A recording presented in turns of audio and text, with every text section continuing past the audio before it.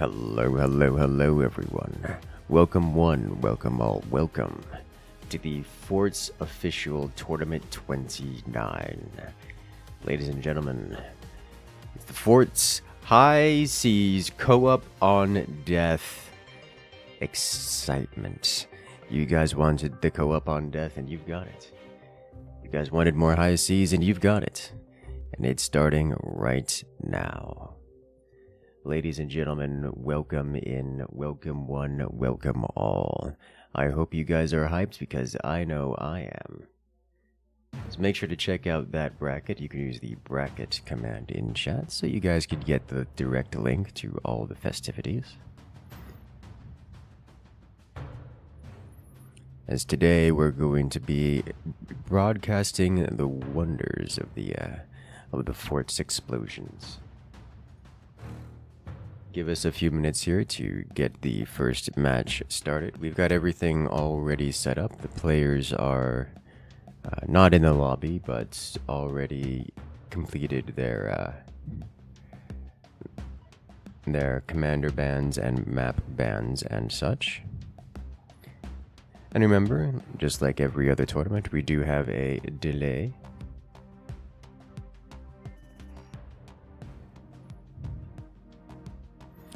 So we will not be able to do live chat interactions, but as always, feel free to leave your comments and criticisms and, well, general critiques. And any questions you may have in chat, they will be answered at some point.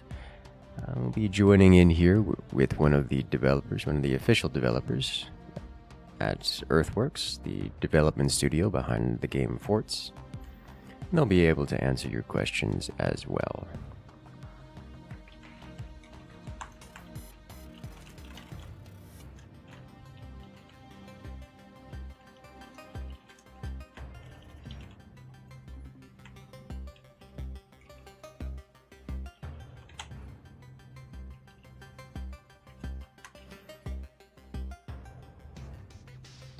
All right.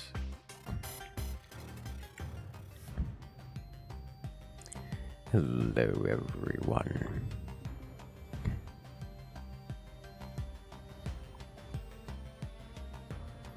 Looks like the players are here, so I'll be jumping into the voice call with the developers. Give me a second.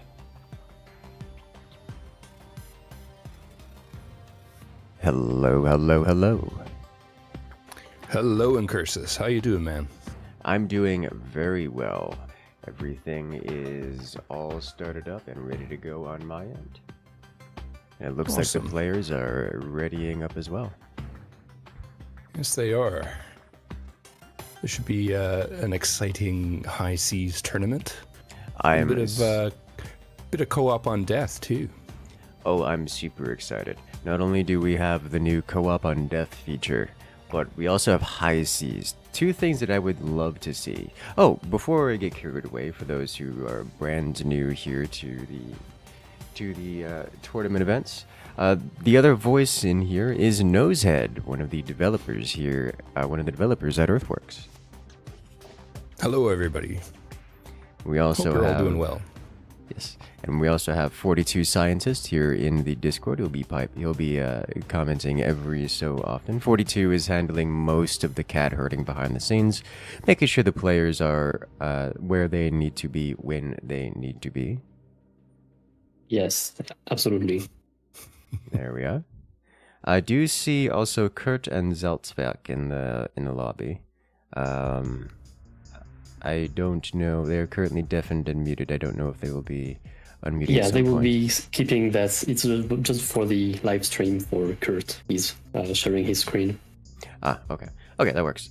For those who are unfamiliar, Zeltzwerk is the broadcaster for the German broadcast of these very same matches. So if you guys like to enjoy the Forts experience in German, make sure to go check him out. And I believe we also have a French caster whose name I still cannot pronounce. Peel. I meant to go with the their Twitch name, because that's the one people can find them Oh, on. that's Communauté Force FR. Yes, that one. Pierre Roulet. I know that one. That's his in-game name. Good. Yes. The Twitch name that you guys can find him on, that go to the one that 42 Scientists said. There you go. Good luck. Good luck, you're gonna need it.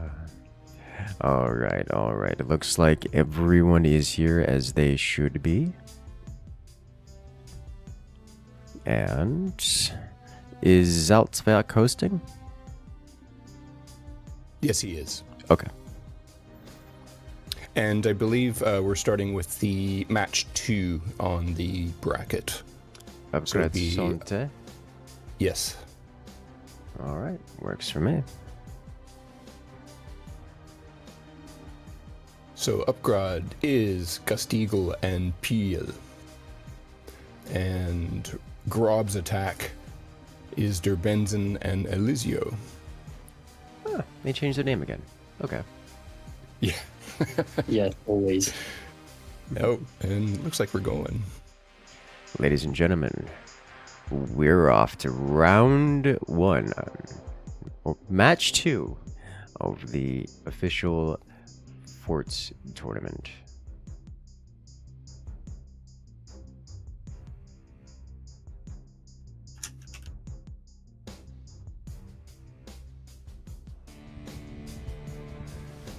And we're off. Well, here we have on the left-hand side, it is Gustigel and Peel. They're playing as the Hurricane Commander, getting themselves set up with some base redesign. This man, I want to point out, Peel here on the left, has shoved his fort into the water, which has given him access to water technology, and is now using that in place of turbines to get a smokestack, which is just twice the turbine per turbine. Also That's pretty reconstructing some of his front elements on the fort. Kind of surprised to see him do it in that order rather than the backwards order, because if you do it backwards first, it leans the base back. Wonder if there's a reason for that. But they're facing off against their opponents. On the right-hand side, it's Alessio and Derbensin. Somewhat different version. Here we have Alessio going with the rear turbines, which are much more protected. Ooh, interesting. We already see an upgrade center out of Alessio, which typically 2v2s tend to be a bit more aggressive. But given that they are the overdrive commander and already getting the upgrade center, we do expect to see them use that for economic upgrades. And they're hoping to go for a longer game.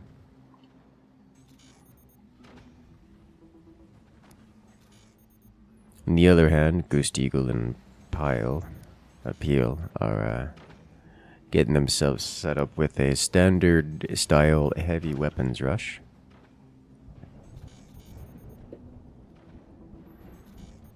They're going to they're just going to try to shoot red team, and they're going to shoot them a lot, and that's how that's going to go down.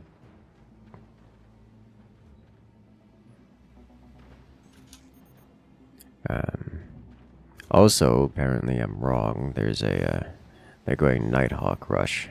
Gustigel at least is going Nighthawk rush. They're both going Nighthawk rush. That will be Okay. very juicy. Yeah, so this is something that's not going to be well hidden. Their opponents are going to know about it. The question is, what are they going to do about it? Because, It doesn't take many Nighthawks to destroy a fort. yeah, especially on a 2v2. So, like, typically, you only need, like, 2 Nighthawks to destroy a fort. You don't need more than that. In most matches, I find myself building 2 Nighthawks and then, like, wiping out or severely just damaging a fort. Here's the thing. They have 2 players. So they can just fire one Nighthawk apiece, as long as they don't miss. You know, it seems particularly effective. So do you think players or teams are going to use co-op on death beyond its sort of default use? Because obviously, you know... I think we're not going to see that in this tournament, but only because high seas. Because like there was talk of people like purposely suiciding their core. Oh yes, absolutely. Purposefully self-destructing with the intent to. Nice shot. Purposely self-destructing with the intent to get access to more base landscape. Yes. Seems like a particularly effective strategy, by the way. Like we've seen some advancements of that in, like, say, live streams, for example. It's really a very strong strategy. I would expect to see it here, except that this is a high seas tournament, and therefore you cannot self-destruct in the same way. Like, for example, if Goose Eagle were to self-destruct, they wouldn't get anything. They would just be down a player. The nature of it, the nature of the boat sinking to the ground. Oh, I see what you mean, yep. But if this was a standard, or this was a moonshot, then yes, absolutely.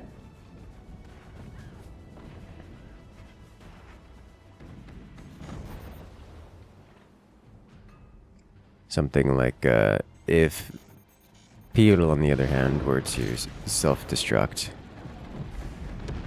Ooh. Devastating. Oh, Yeah. Lots of damage. Not lethal, but lots of damage. If blue team had managed to combine their efforts and land both shots directly on the core, that would have been elimination.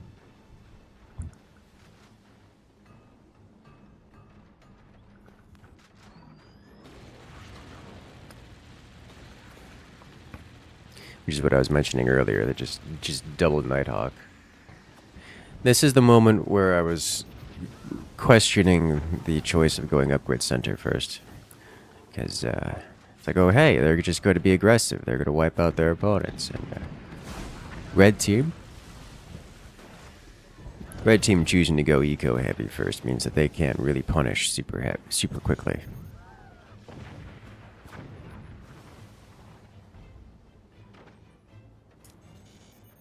At least not reply super quickly.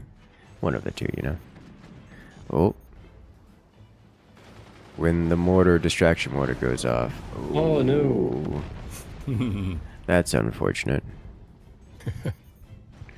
Shooting down their own Nighthawk. But I think Upgrade Salte's strategy here is pretty good. Need a little bit of help in the execution so far, but otherwise pretty good.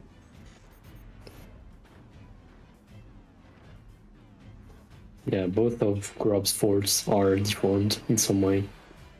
Substantially, yes. He's got that's the triple?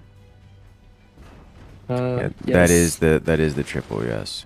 It's gonna deal a lot of damage. Ooh. If Debensine hadn't lost his second one, Ghost Eagle would be in serious trouble right now. Ooh. I would say door snipe, but like he didn't. No, it wasn't even a door snipe. It did blow clean through the door.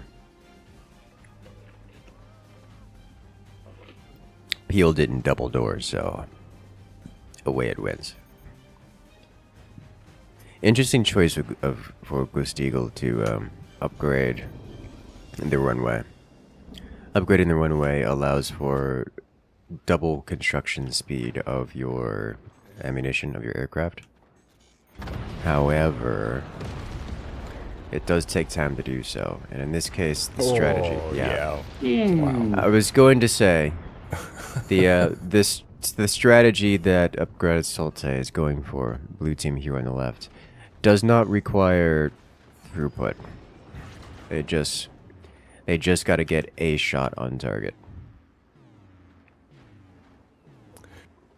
So now on Grob's attack, both of those players are manning that ship. Yes. Which I didn't notice this before. Probably because we didn't have team names. It does actually show the team name in game. Yes. That is cool. I never noticed that before. Oh, that's a lot of damage. Oh, that's horrible, Yeah, horrible no anti-air. damage. Not only no anti-air, but it's all background bracing. Yes. It could easily capsize with a good hit. Yes. But yes, on high seas maps like this one, you can't claim your teammate's old base.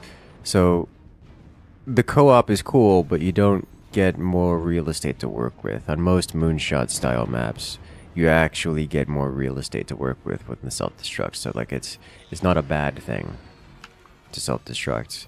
Here, you just lose out on resources and options. Some of the maps have been chosen to let people claim back bases, so we will see if that ever happens. Yes. I still like co-op on death because, as Nose mentioned, it's the intended or original design of it, I guess. The original intention of it to allow to allow the eliminated player to still participate. It's just the consequences enable for strategic manipulation. In some circumstances, depending on the map.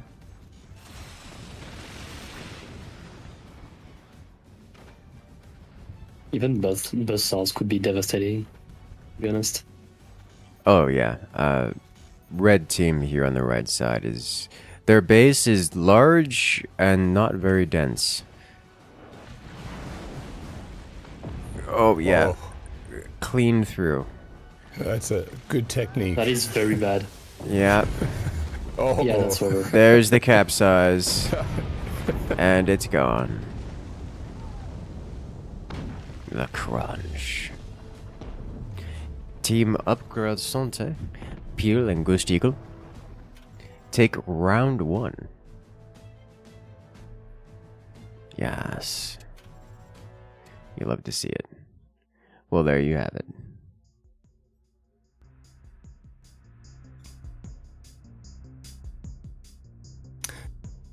And these are knockout stages, so they are through to the next round. Alrighty. And we'll be moving on to the next matchup. First round is best of 1, and then best of 3 for the semifinals and the bronze match, and best of 5 for the finals. Alright. Are we back to Greenleaf's matchup? Yes, we'll be going with Greenleaf versus Gia. Sounds good to me. Need a few more 13 A's. A's. Yeah, 13 A's. You have to count when you pronounce.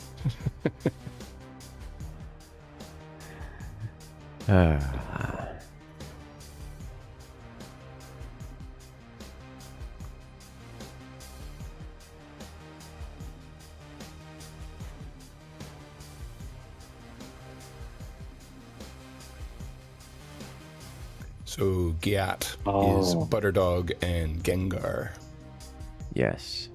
and Greenleaf is Drinistian and Vicro.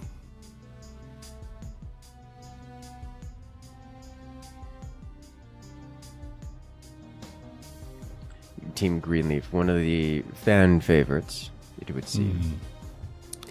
Drinistian and Vicro coming back to take some more names. They have to wipe out Team. Yeah. I stopped. I lost count. Too bad.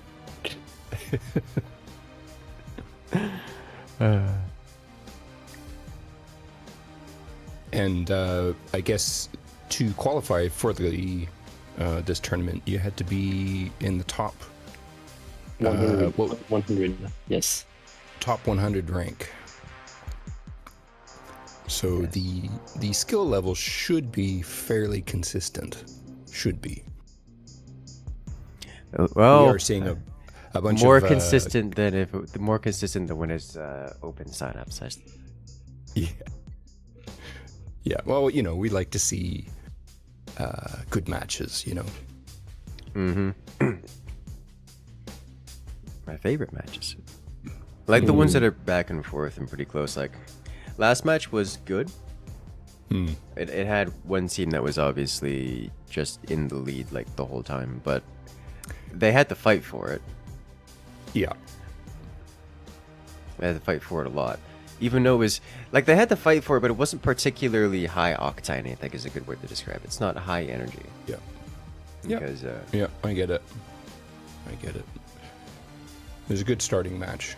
Yes, the Nighthawks, they're very bursty, and yes, they do a lot of damage. And they can be shot down. It's like there's a little bit of map control going on, but they don't need a whole lot of map control because they're relying on fire beams to get it across, and it's just a matter of sinking and getting it done. Whereas the other team is. Yeah, that's such a good technique. The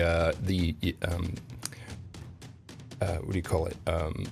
You know, suppressing the enemy AA with the fire beam while you're sending your attack forward. You know. Mm-hmm. Yes, and coordinating with a teammate to make sure it lands. Yeah. Whereas the other team is doing things to get in the way, to distract, and to. It's like this veil of distraction to keep things from falling apart. There's not a whole lot of high activity going around. It's like it's fine. It's not fine.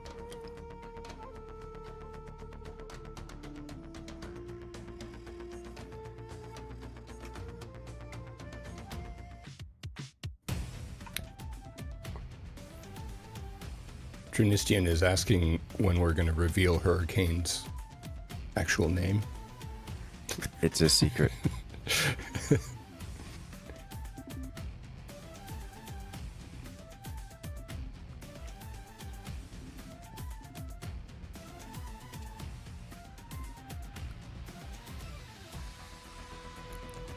And we have a workshop match going in. Interesting. Workshop map. It will be interesting. This one's new to me. Hot tub. It is by Gengar. Oh no. Cool. No. It has been touched. Make sure it's decent. Uh-huh. You will not see a random Amogus in the middle. Wait, Gengar updated the map? No.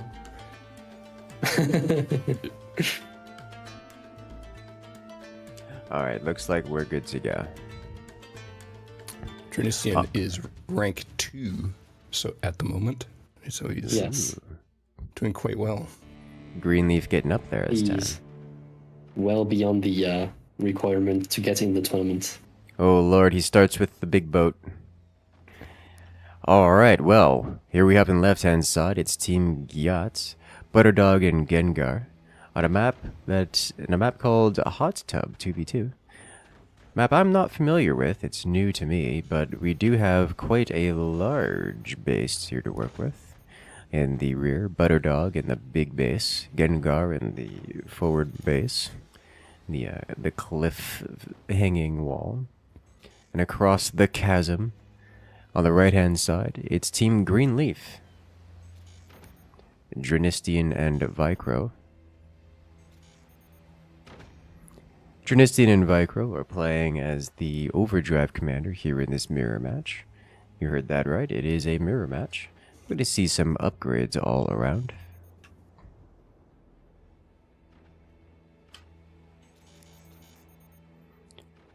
Let's see. So typically in overdrive matches, you tend to see an upgrade center. I expect to see an upgrade center. However, left-hand side here, the blue, has decided not to go with the upgrade center. Instead, go in heavy weapons rush, which is an interesting decision. Greenleaf on the right also appearing to do the same. Team Greenleaf here on the right side is going a bit more eco-heavy, it looks, or at least Vicro is. Whereas left side here, Team Gyat in the blue, just going straight for heavy weapons. Looks like we're going to see deck guns out of Butterdog in the rear fort, the giant one. Forwardmost fort is going for the laser technology. Gengar will be hitting us with those energy beams. Similar lineup on the other side, Team Greenleaf, right hand side in the red. We'll have a split between lasers and kinetics. Dranistian in the forwardmost fort is going for laser beams, and Vicro in the rear is also going for deck cannons. Deck guns. Okay, so we are going to see not only a mirror match, but we are going to see a mirror match that is very close.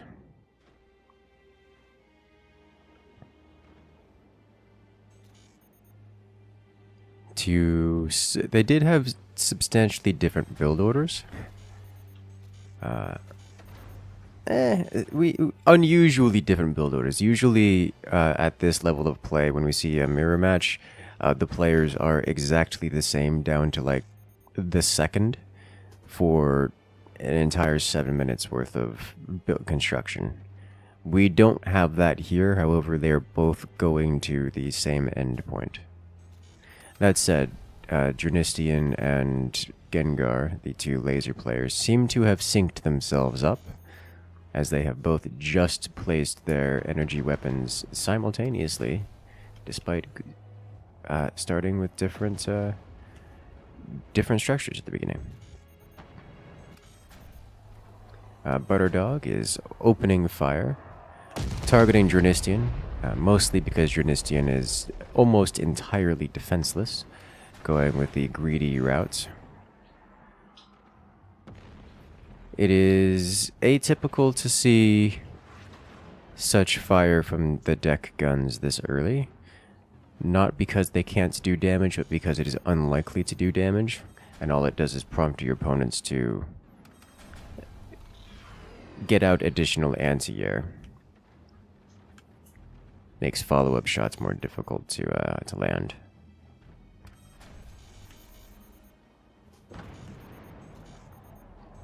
As we see the typical and expected gradual ramp-up of firepower.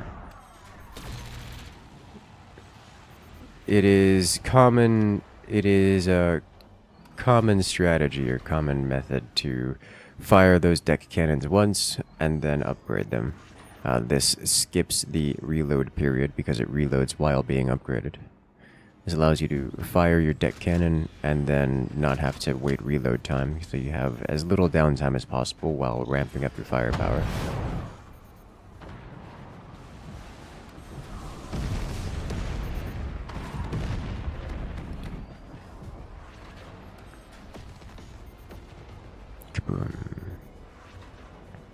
We now have deck cannons flying on both sides.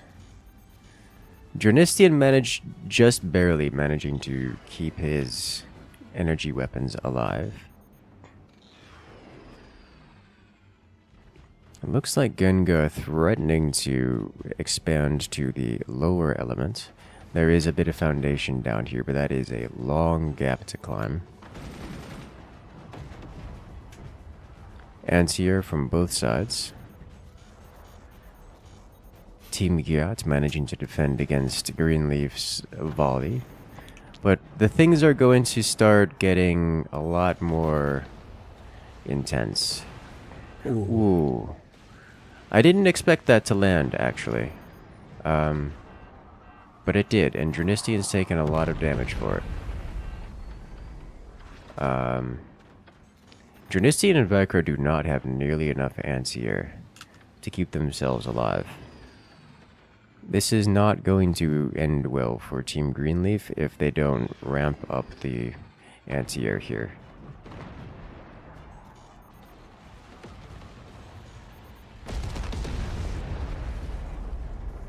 Looks like Vicro is up to 2 fully upgraded deck cannons, deck guns. Butterdog is slowly getting up there, but this is gonna hurt. Gengar losing massive chunks of their base. Yeah, look at what Butterdog's doing. Butterdog's just getting this giant wall of anti-air.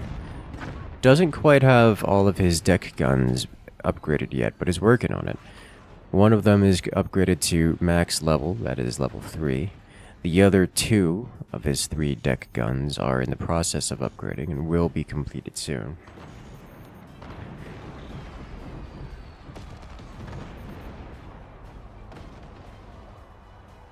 Oh, damage. A beautiful hit. Gengar loses 1 of his fire beams.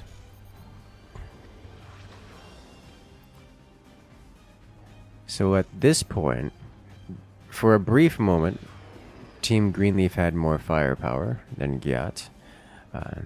That is going to change, because Butterdog in the rear base for Team Gyat on the left has fully completed 3 level 3 deck guns.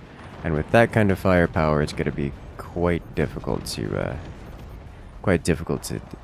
you know, shoot it all down. I say as if Team Greenleaf managed to do just that.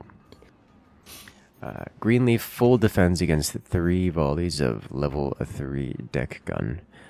But that is something I would realistically expect Greenleaf not to be able to do with any degree of reliability. Blue team on the left side just has much more firepower than Greenleaf, and they're still ramping up the firepower. Not only do they have more firepower, but they have more anti-air. Look at that. Casually and near completely defending against the entirety of Greenleaf's arsenal, just barely breaking a sweat.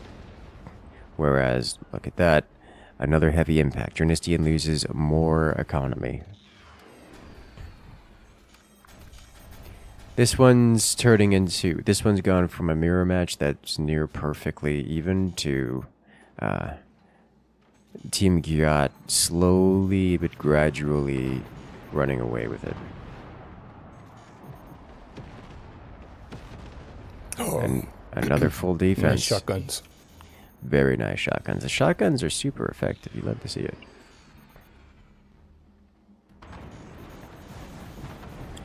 Firebeam defending the deck guns. Ooh. Oh, The 20 follow-up is enough. oh, shot. Yep. Dranistian falls, moving Greenleaf back only to the rearmost base. But even build. I mean, what can they? Like, No, they can't.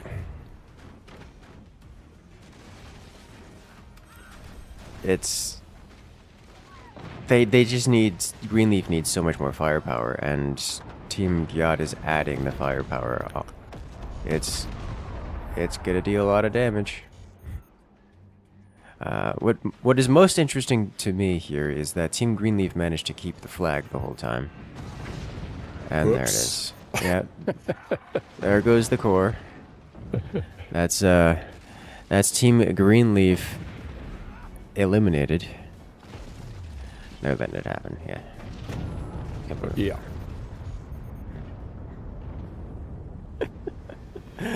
Oh boy. Devastating hit. That was a beautiful hit is what that was. Indeed, they gyat them. I was. It's such a I read it. I read it. psychological. I saw it, I That's said some it. psychic damage right there. Is what that is. All right. Good lord.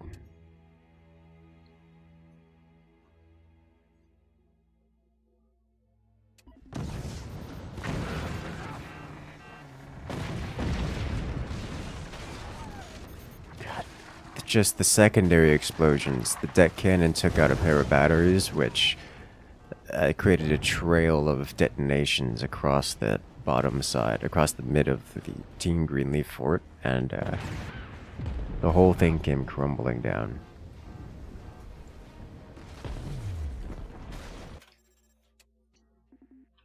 All right. So we're skipping match 3 because one of the teams couldn't make it. All right. So Cactus go through to the next round automatically. And match 4, I guess, is Cannon's winner versus Juan. Sounds good to me. 0.5. Very important. You need some more updates. He's early access. He just needs some more time in dev. Yep. Yeah, the team who couldn't make it had Ethan in it, and was named Juan, but Should just he let couldn't Eden. make it. Just let Eden play co-op alone. It'd be fine. Oh yeah, he could, but he's on. The thing is, like, he's not at home, as I understand. So he's on a laptop, so he doesn't want to play bad. Ah, fair enough. Yeah, I think that undid him in a previous tournament. So. Mm-hmm. Mm.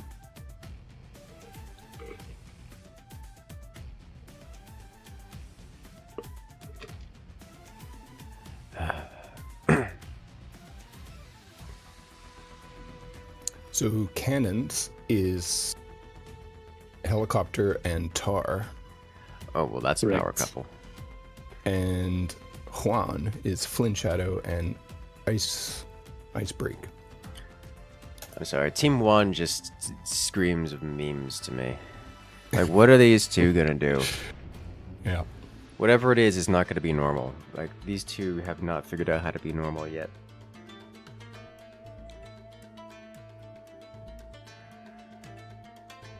And to be clear, I love the idea.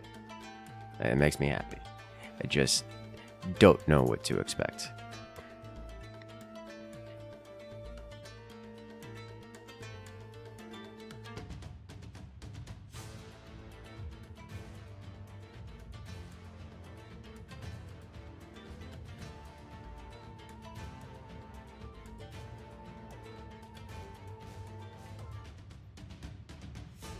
Okay.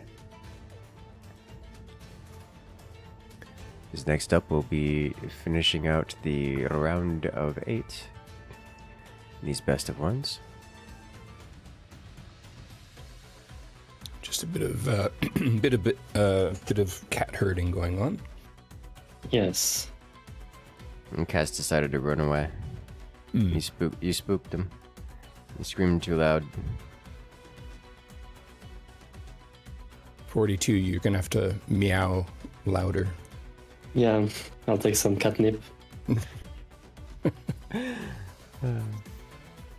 Or use your, what did we say last time? Use your... Orbital laser pointer. yes. I have finished the plans, and in 2 weeks I was able to send it into space.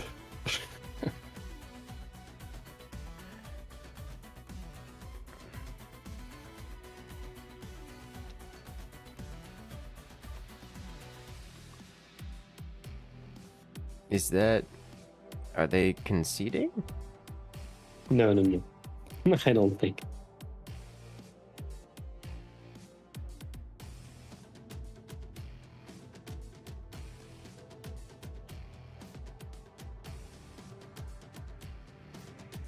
Okay. Oh, I think I see what's... Okay, I get it. Like, oh hey, one of the competitors is AFK, so we're gonna all this means that they're practicing whatever shenanigans they're gonna do here is what this means. And they're like, so one of the competitors joined the lobby and then had to go AFK to get a drink or something, and the other team decided, okay, we're gonna leave real quick, and I'm like, what? Why? No, they're going off to presumably practice whatever nonsense they're about to do here. Like, remember when I mentioned moments ago that Flynn and Ice just can't be normal? They're practicing being not normal right now. It's. And as soon as I say Tar is back, they're back. Yeah. Okay, let's go. This is. I have no expectations. The only thing I expect is abnormal. It's gonna start being weird. Yes. All right. Ladies and gentlemen, welcome to the final round of the round of 8. Best of 1 in knockout stages here. As here we have on the left-hand side, it is Team Cannon's winner. That's Helicopter and Tar. Quite the high quality team here. I fully expect them to have some extraordinary amount of power here. Like, they're just probably going to come in here out swinging and punching. Playing as the Overdrive Commander, looking forward to some upgrades and high eco stuffs. I'm not expecting many forms of surprises out of them. They're going to build weapons, they're going to punch their opponents out of the game. On the other hand, it's Icebreaker and Flint Shadow playing as the Phantom Commander, which is just traumatic. This man's using fake mines. Like, what am I supposed to do with this information? Who uses fake mines? Why are you like this? So if I'm not seeing AP snipers, I'm like disappointed. It's gotta be, right? Like, what else could it be? I am seeing one sniper already. Yeah, there it is. Alright. So this is... Aside from being just... the word I'm looking for is... I don't know what word I'm looking for here. It's not an unusual word. It's just incredibly all in. As we have Icebreaker and Flint Shadow going for... It's a combined push. One is going for Buzzsaws. That's quad Buzzsaw? Oh my god. That's quad Buzzsaw, triple AP Sniper, Phantom. It's just a normal Phantom cheese. Man's even putting... That is 4 fake mines. Icebreaker, why are you floating so much money? Stop it. Expand or something. Okay, so it's just good old-fashioned, regular old Phantom cheese with triple AP Sniper. We're going to see Buzzsaw hit Tar's base and then triple AP Sniper. I think we're going to... I think Icebreaker's also getting an AP Sniper. Yeah. He almost eliminates him with the Buzzsaws alone. Guys, Flint Shadow has missed every single sniper round. Oh, 5%. 5% in a dream. Honestly, teams has defended pretty darned well here. Yeah. Wow. Helicopter coming in clutch.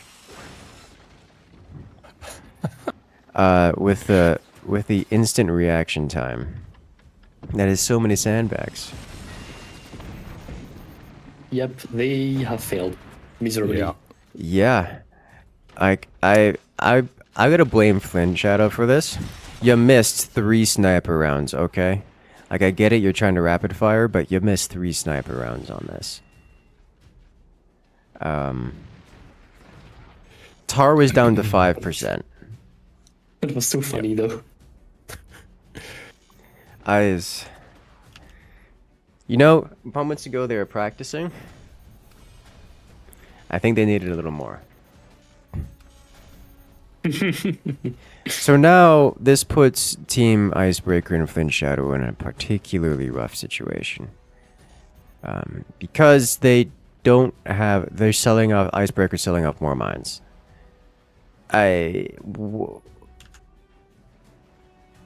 Selling off mines to afford presumably another swarm. This is all in into another all in is what this is. On the other hand, Helicopter and Tar are just building cannons and lasers, or deck guns and lasers. This is not a deck gun, this is an orbital laser. Alright, so we have an orbital laser and then fire beams. So, Icebreaker and Flint Shadow have approximately, what is that, 90 seconds to live? Which is why they're going for more all-in stuff here, and nothing else. This is basically like an all-in, you don't have any money left, and then you sell your house and all-in with that. Yes. Yes, that's actually a fairly accurate description.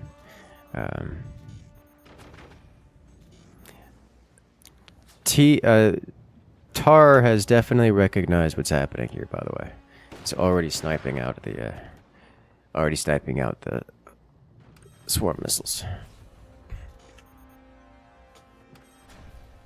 It's just such a weird match. I 100%. I've never seen an AP sniper cheese like this happen, where if the team fails, then they're able to continue onto a victory. It is that expensive. It is that much of an all-in. Flint Shadow even sold one of his normal mines. Dude's down to 2 mines. What? The guy doesn't have the money to build, barely has the money to fire his weapons. Like, if he wasn't using explicitly snipers, which are free to fire, he would not be able to participate.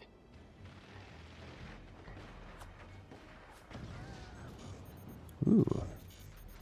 AP sniper's still getting value.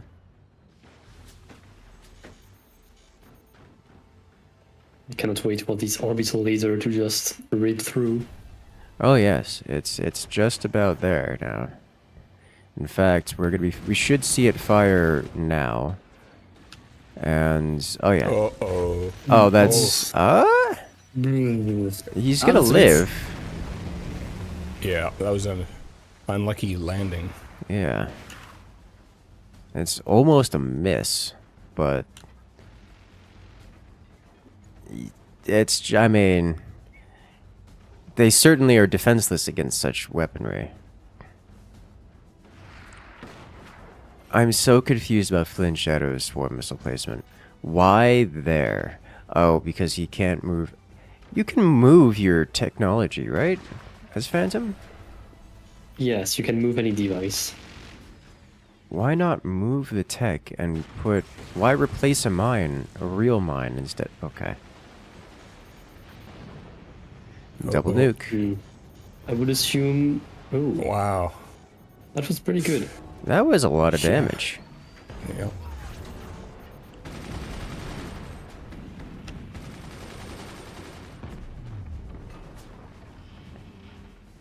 That really was a lot of damage. Icebreaker coming in with the double nuke. Very successful hit. Not going to be able to launch double nuke just yet. Helicopter is about 2/3 of the way complete to another orbital.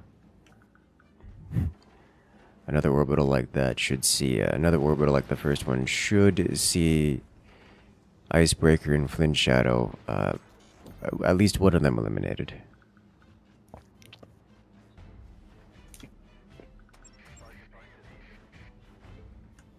We have a question from chat. Could the players see how much core health he has? They could see their own core health. They cannot see their opponent's core health. There are some indicators. Cores, like all other devices, will spew smoke when they are damaged. We'll see here, for example, Tar's core spewing smoke.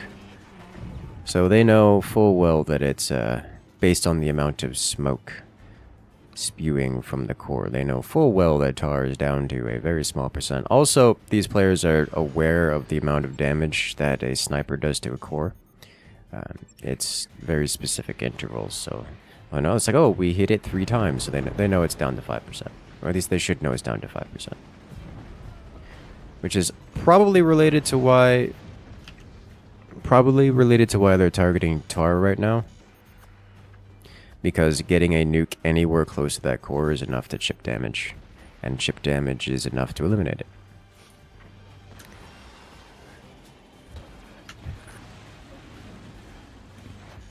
Oh, that should be... Okay, that... Yeah, the nukes are gone. Yeah. Yeah. Alright. With No the more double nukes. nuke... With the double nuke eliminated, I think that's any hope of... Flynn just sold another mine. He's literally down to 0 mines right now. 1. 1 mine now. Tar's base design is crazy. That's like... Going the opposite direction of Flynn. He's taken over the rest of the map and filled it with money. Yeah. Like, that's... Tar has plus 48 metal per second, and Flynn plus 9. Yes. One of these things is not like the other. Here comes another lethal. Oh, that's lethal. Oh. Oh. That'll be dead. That's you not good. can't... Yeah, there's no saving that. Unsurprising. Flynn Shadow So can goes they down. build up? Or will they build up? They should be able to, but I'm gonna be honest. There's nothing there to attack. There's nothing there to collect. Like, No. There is not even 1 mine. not even a single mine. Like, he gets the nukes, Oh. sure, but Yeah, they shot a mortar.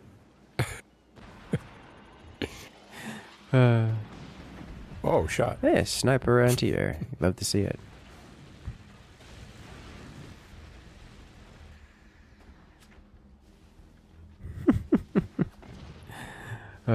Flynn Shadow's new life is sitting on a sniper and being obnoxious. Oh, wow. Yeah, That that's... EMP hit was so juicy. It really was. It got inside the base, then detonated. Yeah, that's intense. I'm kind of disappointed that Ice and Flynn Shadow didn't succeed with their sniper strat. The AP sniper all in isn't something that's super rare. It's just, it's very much so an all in. If it fails, you lose.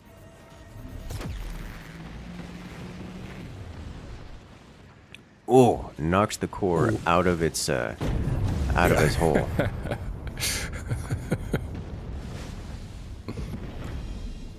That was surprising. That was very close for what it was.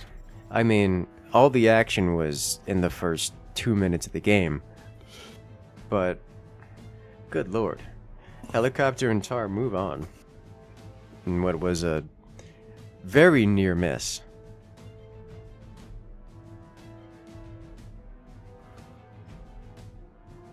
Well done. Rip Icebreaker and Flynn Shadow. They will be missed.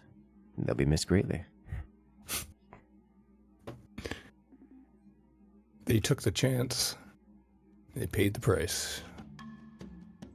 So disappointed. Flynn Shadow missed too many shots. You can't miss that much. That's one of the things that feels bad about it. It is very difficult to actually do that strategy because you cannot miss, like, at all. And so Flynn Shadow, I believe, missed, by my count, 3 times. He only needed to land one of those shots to win the game.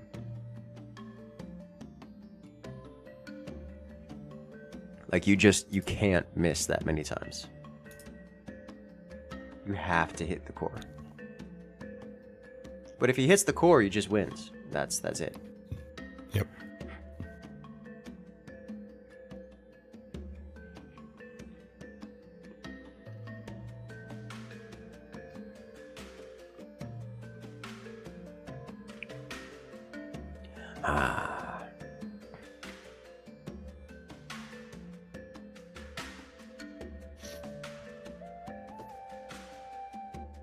It's a strategy we don't often see. I would think that strategy would work exceptionally well for best of ones kind of deal. Because I mean, who expects that in best of one? It's just surprise, cheese, next. Yep. Could have worked. It could have worked. It really could have. We've seen that successful. Actually, I don't think we've seen that successful in a tournament since its first showing. And not really because it's weak or anything. It just... The ones doing it have just missed their shots, like, consistently.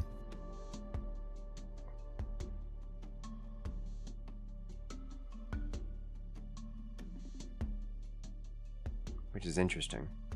Just goes to show how difficult it really is. Chad is also saying Team Juan should have been called Helicopter. I like that. I like it.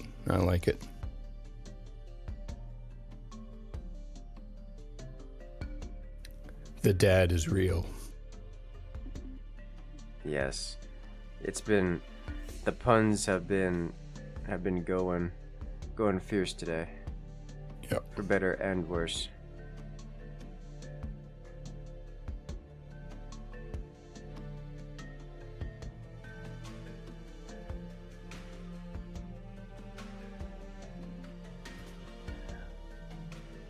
It's always good to see the competitors not having the maps downloaded.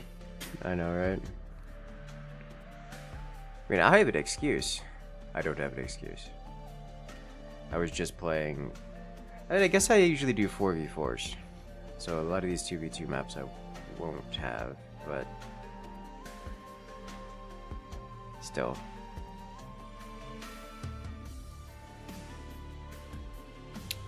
So we have Gat versus Upgrad Sante. Yes. Best of 3 match. I'm looking forward to best of 3.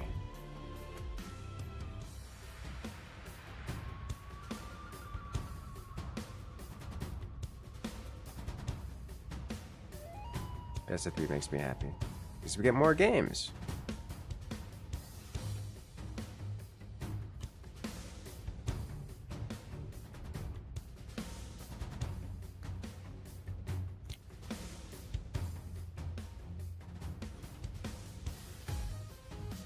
I was looking at the lobby list earlier today, and there was, I don't know, before the peak time, so there's about 55 lobbies all running, and out of the 55, only 5 of them were English speaking.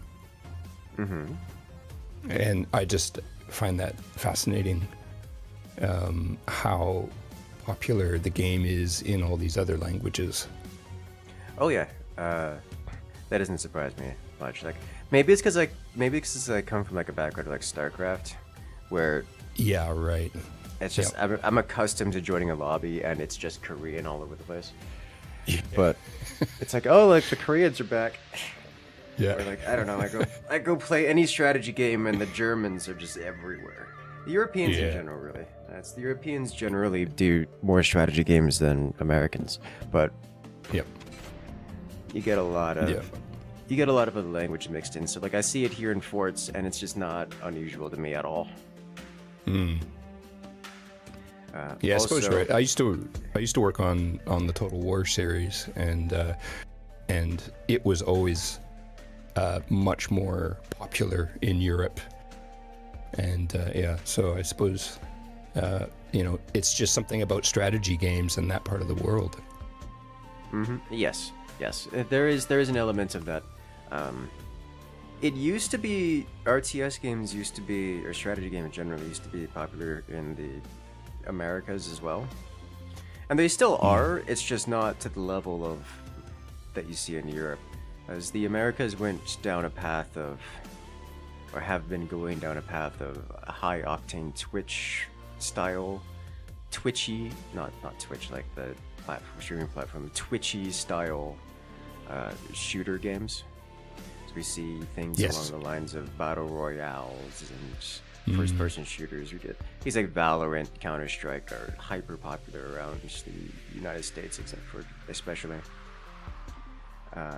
and that has come at a cost of strategy. Yep. And like these things are just kind of mutually exclusive. Like someone is either interested in strategy or interested in that degree of first-person shooter, and there's no real overlap there. And so it just is what it is. It's just a divergent interest. Yeah, that's interesting. But today we're doing strategy, specifically forts. On the map, the background, every time I see this background, I panic. I get anxiety wondering if it's going to try to kill me. Like, I understand this is a tournament. The tournament maps aren't trying to compete against the players, but every time I see this background, it still gives me just a little bit of anxiety. Even if I know it's not going to kill me. I just think of this crunchy orbital sound going into the volcano. Yes. So oh good. no. It's I need coming like an again. animated background of this on my desktop. or Actually, something. I think Nose, you did backgrounds like this for desktop, right? I mean, I don't think this one specifically. Did we do backgrounds? I can't remember if we did. I genuinely don't remember. This one deserves it. Oh yes, definitely.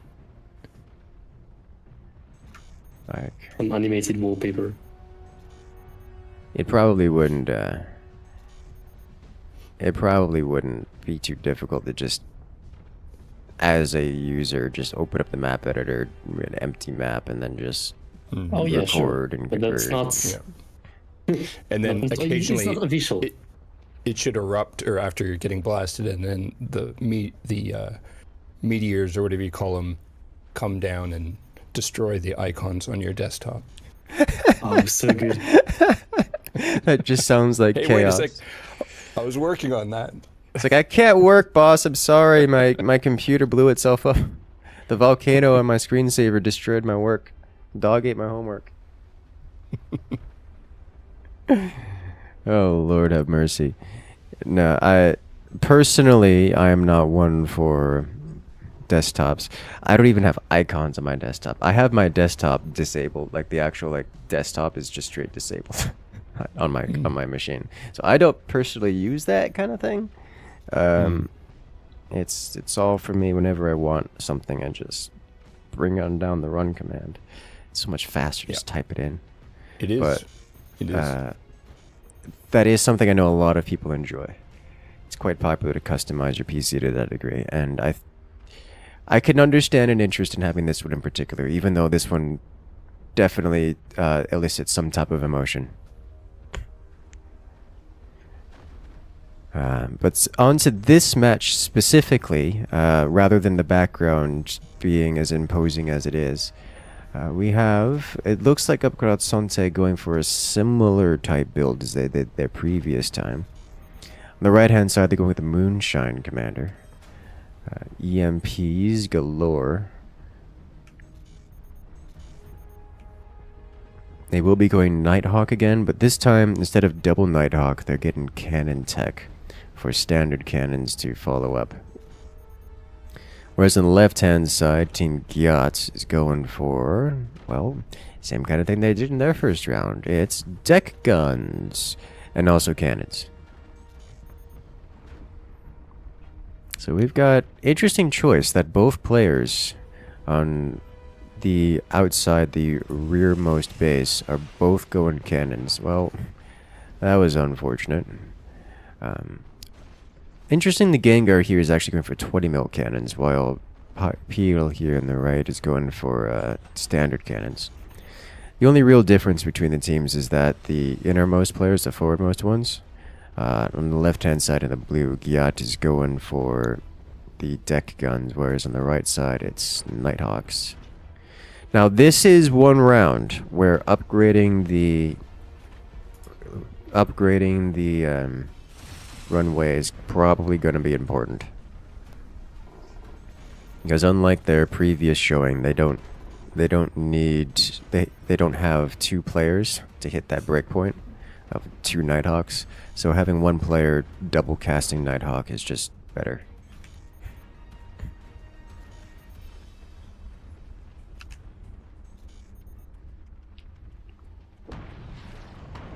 There's the deck gun. Cool, the Opening domes. volley. Yeah, you don't often see them, but they're working surprisingly well. That is until they get sniped. I'm curious as to what Gengar's plan is here, because it's I guess the empowered 20s, just to keep everything shut down. It's probably their way to go. Oh. Oh, shot. Oh my god, that could have been. Oh my insane. god, that was almost lethal. Yeah. Gengar that was- panicking and throwing batteries across the top. Like, that was totally meant to be sandbags, but it's like, oh god, no, anything. Even putting a battery on top of his core to defend would have been better than getting hit directly by that. Ghost Eagle almost just sniped Gengar out of the game.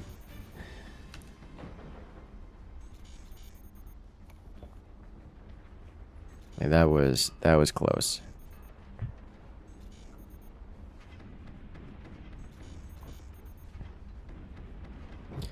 That's a lot of mortar. Unexpectedly large amount of mortar. It's all incendiary mortar. Standard cannon, Or punch in the bait. front of Butterdog. Yeah. I mean, this is not a bait amount of mortar. This is a mortar amount of mortar.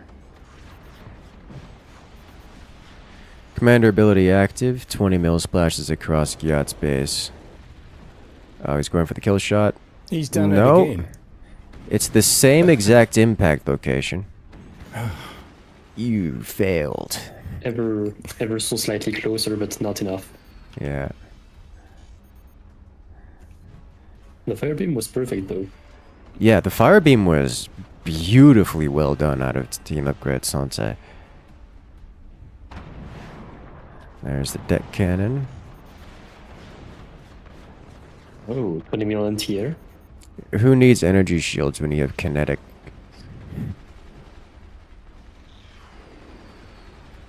Just straight kinetic collisions.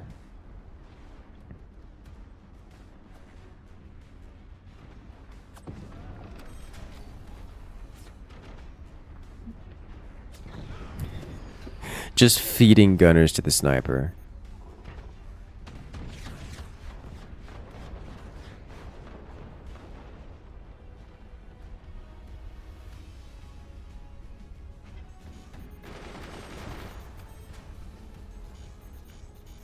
Gengar just keeps not defending that spot. I mean, one of these times they're gonna get him. Okay, so that's the Until too shutdown. late. Beautifully done. There we go. And there it is. Yeah, perfect.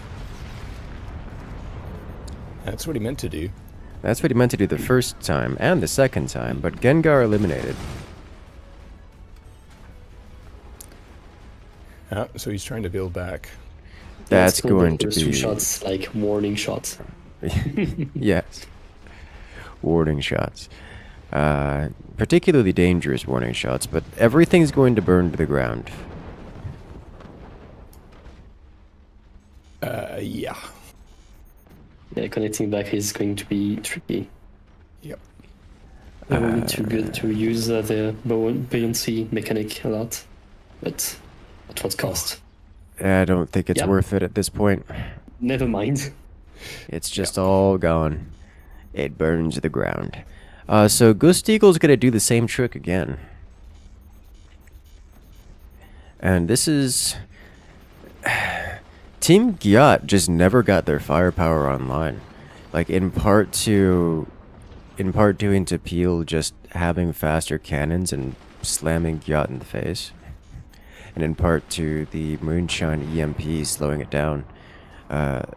This is the first time that Team Gyat has actually fired their upgraded deck cannons. For And some it does reason, the good domes didn't damage. fire. Do they ever? The answer is yes. Real. All of them simultaneously. And you only needed one. Yeah, but none the first time. Yeah. Commander ability active, more EMP splashing across Gyat's base, shutting everything down. And another, that's a beautiful hit. Ooh. Knocking out It's a a good thing. whole deck gun. Good thing it didn't blow up, actually. Just sank. Yeah, if it had detonated, that'd have done even more damage. Gyat's last remaining core would have been devastated. I think decimated is the appropriate word. There and abouts. Complete shutdown.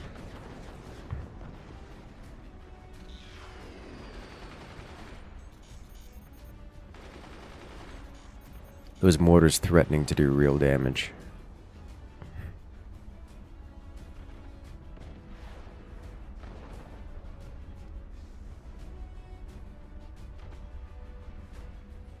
And now, for this next trick, he's gonna do it again. Ghost Eagle lining up for another volley. Yeah. Straight to the core. The background moved. Oh, look Why at are you like this? that. Nice. Oh, that's like it. amazing. I had no idea that was going to happen. Yeah. Unconsensual great. self-destruction. I love that feature. I love that feature. Yep. Great feature. That's amazing. Gengar can't defend a single Nighthawk. Says the one who died to a single Nighthawk.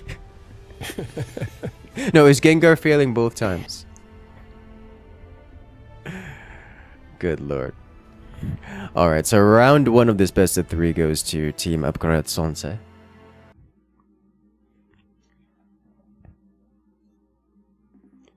We're moving on to round two.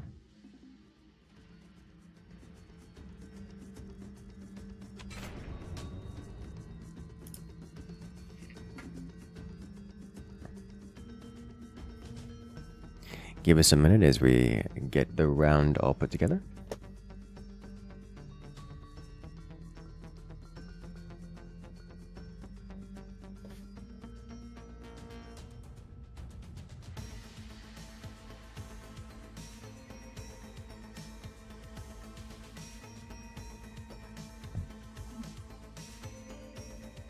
All right.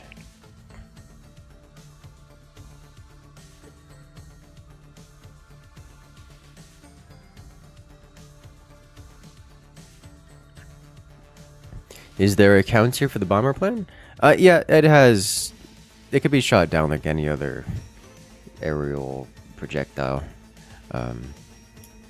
Fire beams are great for shutting it down, as are... I think shotguns are probably the best for shutting it down. Oh yes, they are very good.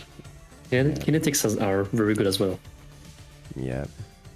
Like, there's a lot of options. And fire beams are probably the best way, to be honest. What is it on the a good example is on our last live stream on Wednesday. We were playing a round where the opponents had two players that were going for the aircraft, and my sole purpose in life was shutting them down. And when I say I shut them down, I mean these dudes built two aircraft launchers, two runways on each fort. So we're dealing like 3 and 4 runways. And it was just a cloud of aircraft, and I gunned down every single one of them. It was like 15. It was crazy. Of course, it's a 4v4, so we can get away with that kind of stuff. But we still lost, by the way, that round. Oh. Team didn't carry. No. This is why I don't do support roles. Shoot down 15 aircraft is not enough. In any case, we're off to round 2 in this best of 3. Team XXIX versus Team Gia. I'm not doing that again. Another mirror. Another mirror match. It's Pinch Fist. Oh, good lord. We got a Pinch Fist mirror match. I don't know what to do with this information. I don't know what a Pinch Fist build looks like on this map, because I've not played Pinch Fist on this map. But here we are. I mean, who has? Yeah. Here on the left-hand side, it's Pierre and Gustigel in the blue team. Of Team XXIX is Pinch Fist, reconstructing their base, selling off their components, doing all their goodies. Right-hand side, same kind of deal. Team Gyat and Gengar, Team Gyat of Gengar and Butterdog on the right-hand side in the red.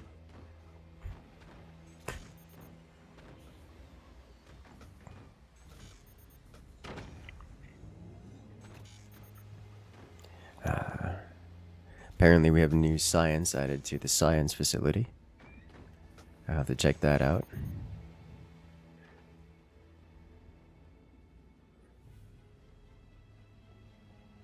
I suspect, as because it's a Pinch Fist mirror match, that nothing exciting is going to happen for the first 4.5 minutes. And we're already halfway through the 4.5 minutes.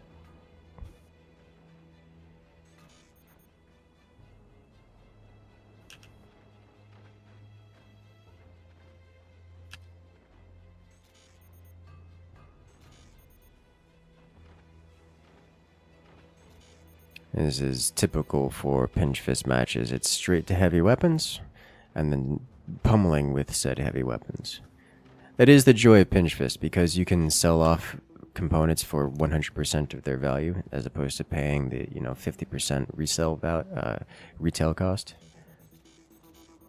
You can strip your base of all of its innards and use it to fund early economy and just shave a substantial amount of time off of your earliest heavy weapon. Not that it's required to go heavy weapons, it's just kind of the strongest option.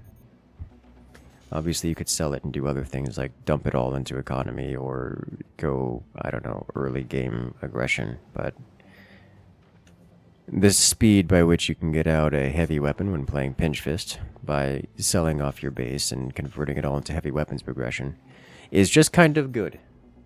It does a lot of damage. It does a lot of damage. It's very effective. It also helps that Pinch Fist active ability reduces firing costs, so you could afford to fire the heavy weapon. But yes, here we have on the left-hand side, we have a howitzer placed for Peel. And similar type composition for the other side, but Gyat is going for the double deck gun play. So we're going to see, it's going to be at least 4 deck guns out of Team Gyat, whereas it's going to be standard cannons, those are 20 mils, and howitzers out of XXIX.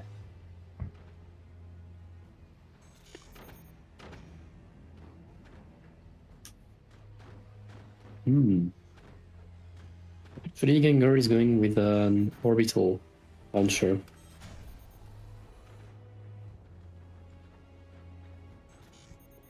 Interesting.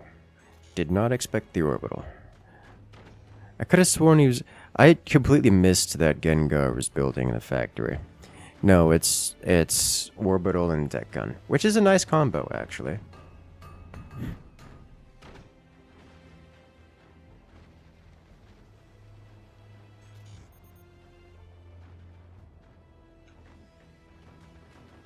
I have a question from chat. Is Eaton in this tournament? Not anymore. It was meant to, but he didn't. Yeah. Had some technical difficulties, so he was unable to participate.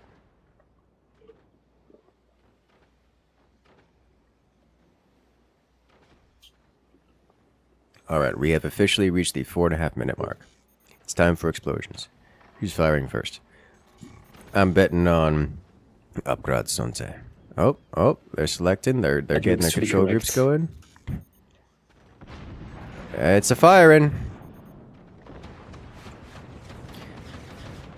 Focused. Oh my god. Wow. That was a surprising amount of focus fire from those 20s. I would have 100% expected those 20s to miss the core. Even from this range. This was a very good 1-2 punch. That was a very good 1-2 punch. That was, what, 5 20 mils and a howitzer? Oh, yeah. They're just going to do it again. That's what cannons are good for. They just do it again. This is so funny. You see, that's more what I expected out of 20s, by the way. Just took a little off the top. Gyat survives largely, or the final remaining player eats the same firepower that eliminated Butter Dog, but does nothing more than a haircut off of the now merged base.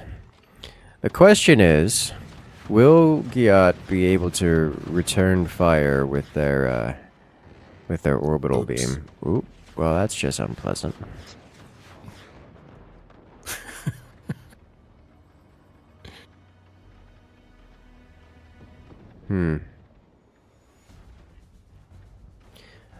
Team Upgrad is prepared to defend against this orbital In multiple beam. ways. In multiple ways, yes.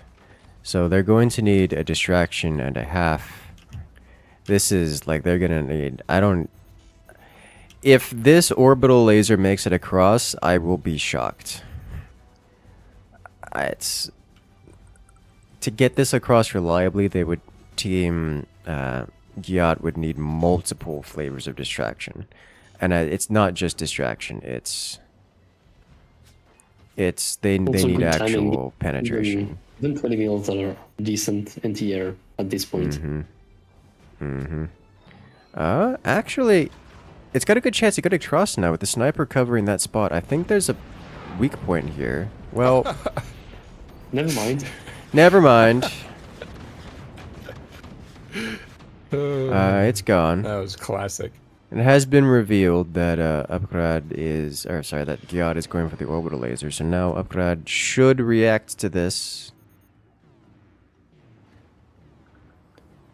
Bit of By placing shields howitzer on their roof. Yeah. howitzer anti-air. They're getting they're getting ceiling shields. Yes. Yeah, he's selling off the smokestacks there. Oh wow, gets it with the sniper. Nice.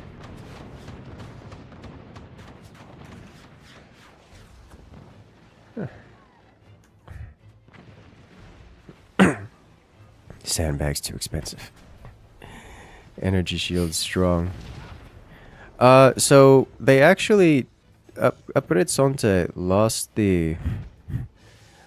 their shield generators. That's going to leave them vulnerable to hit from the orbital laser. Gyat doesn't have an orbital laser available. Looks like they're struggling that much for energy production. They're just not getting anything done. Yeah, they don't have the ammo. Yes. As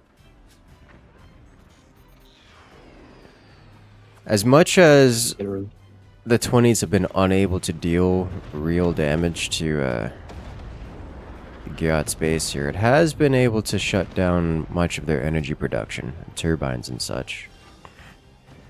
Kinda surprised to see Gyat not developing additional energy shields for the purposes of defending their turbines. Because it's predominantly 20 millimeters they're getting blasted by. Just a pair of energy shields shuts that down real hard.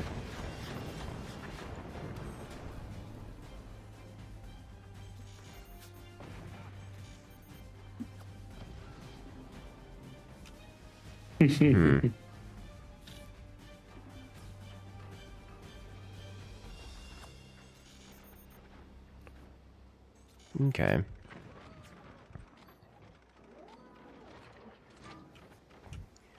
Let's see. So Team Gyat isn't out of this yet. They're just in a particularly bad spot. The reason I say they're not out of it yet is because they still own the expansion. All 4 sandbags gone away. as I was saying, they still own the expansion in the rear, and with that expansion comes economy, among other things. But That is poor a dead sniping. gunshot. Yes, the deck guns are coming online for XXIX.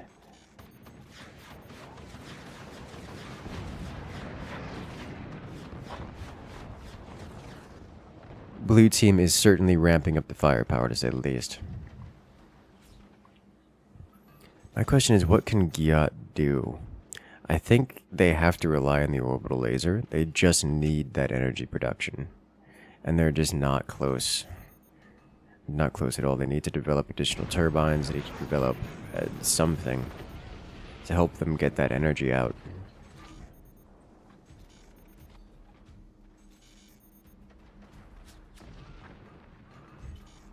The snipers.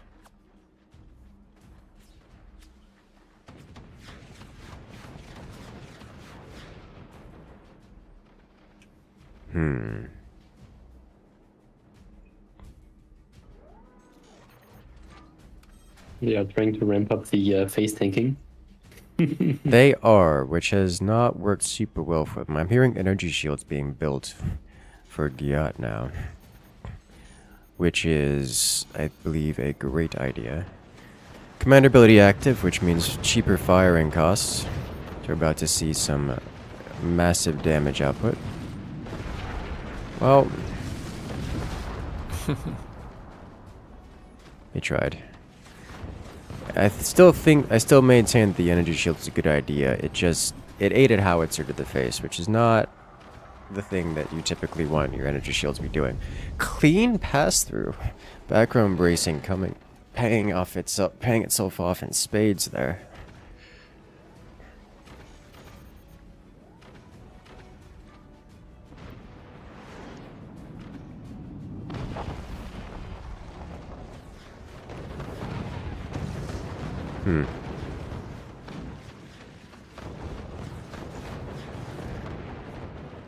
Wow. Losing energy production. And the array of triple batteries here. Just over in Giat's base is just one internal detonation away from devastation. The other side, upgrade spaces are getting kind of big. And bristling with cannons. Big, thick cannon. Laden with cannon, yes. Some of my favorite things.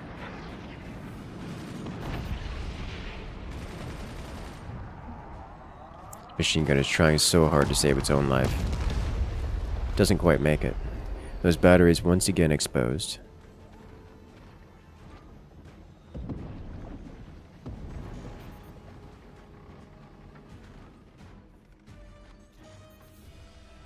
Uh-oh.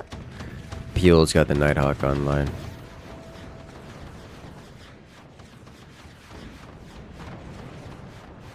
Uh-oh. We know No he likes it. anti-air, and the howitzer makes it. The batteries go. Oh, there we go. That was their Hail Mary. Yeah, and it's gone. I didn't actually expect that to make it. Giat is falling apart. The deck gun's good aim. Beautiful. And with that, XXIX wins twice. They will be victorious here in this best of three. For a good measure.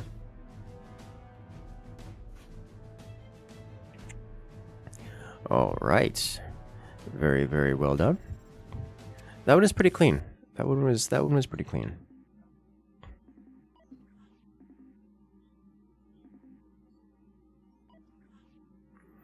Very, very well done. Congratulations to XXIX. Moving on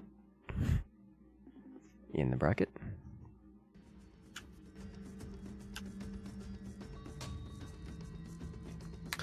I should take this opportunity to say that if you like the High Seas DLC, it's actually on sale as part of this tournament, and we're sort of celebrating High Seas. So if you like what you see, You'll save a few dollars if you get it now. Ooh, you heard it here first, folks. You guys want more? You guys want to join in the high seas stuff? Now is the time to do it. And of course, buying the game supports us as devs, and it enables us to make more forts. More forts, best forts.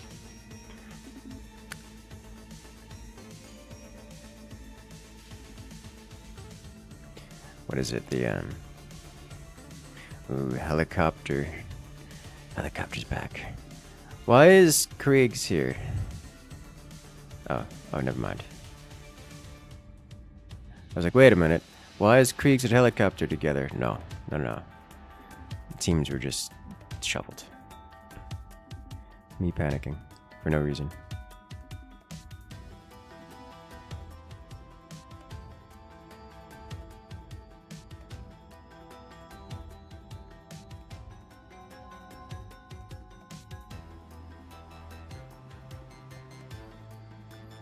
Alright, so this is the first match of Cactus Krieger.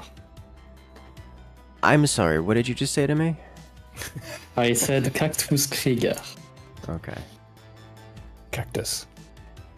Yes, just say cactus. Just say Everyone cactus. will understand. Cactus Krieger. Yes, that. With I think it would mean more- like something like war cactus. Yes. That one I actually could translate it. That one I can read. Pronounce, I'd probably have to like really get into a German accent to make that work right. But I will be just calling them cactus. Cactus Krieger. Cactus Krieger. Why did you... Yes.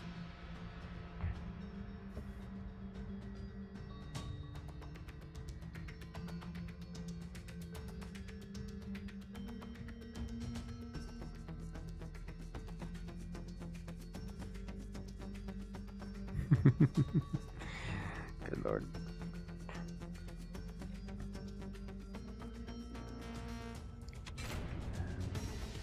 Are we ready? Yes. Time's up. Let's do it. To round one in this best of three in the semifinals. Cactus Krieger versus Cannon's winner. Just now realized Cactus Krieger's logo is some... how am I going to describe this? Weaponized cactus. Anthropomorphic cactus in a soldier's uniform? Cannon's winner logo is pretty funny too.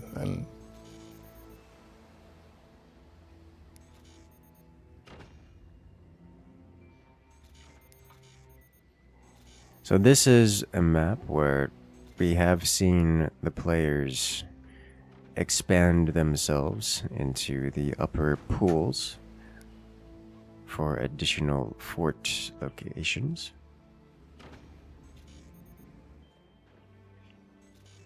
This is a 4v4 map typically.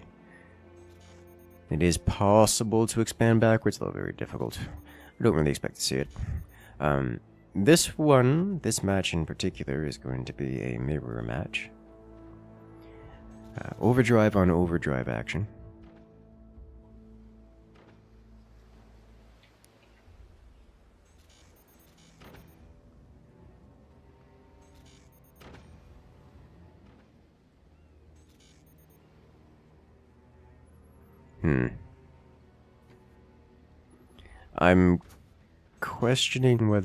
I'm wondering how many upgrade centers we're going to see.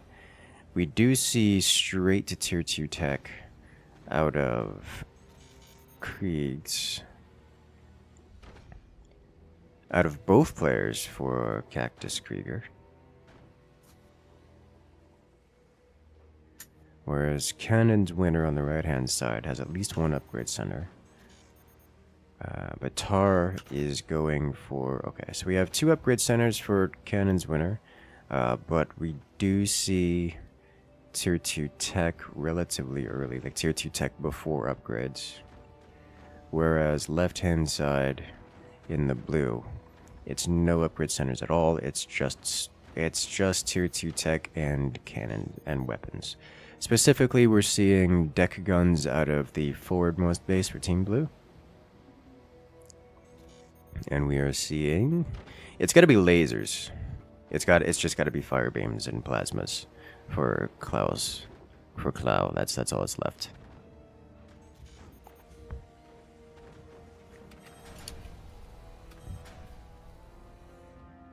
There's nothing left there.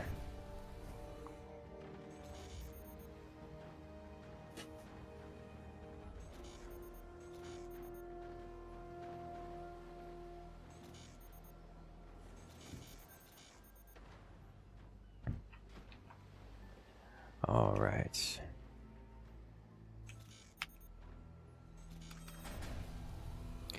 So I do want to ask you guys in chat.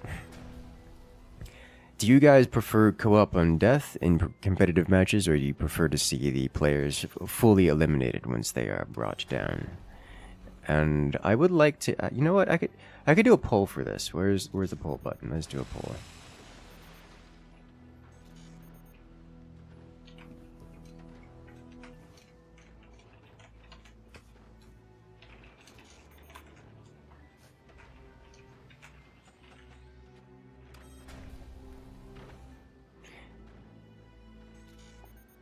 There you go.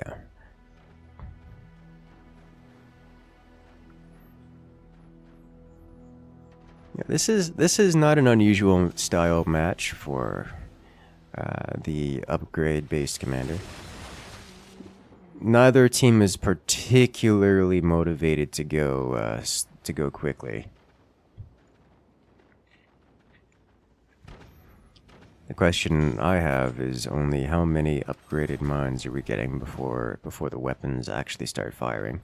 The answer is at least half. At least half the mines.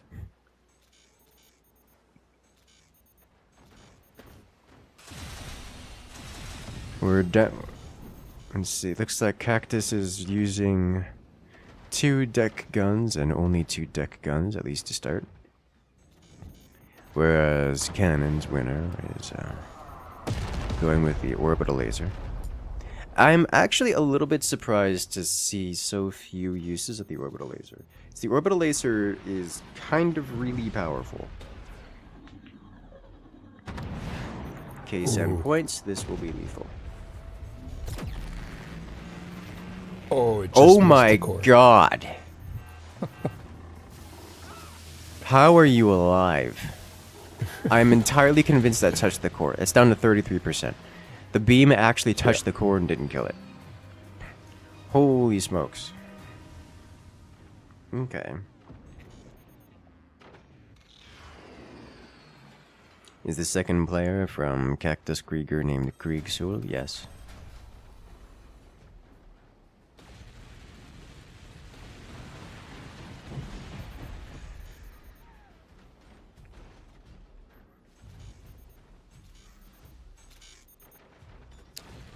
Well, war has been declared, as we have violence from every side. Deck guns and lasers and plasmas and orbital lasers.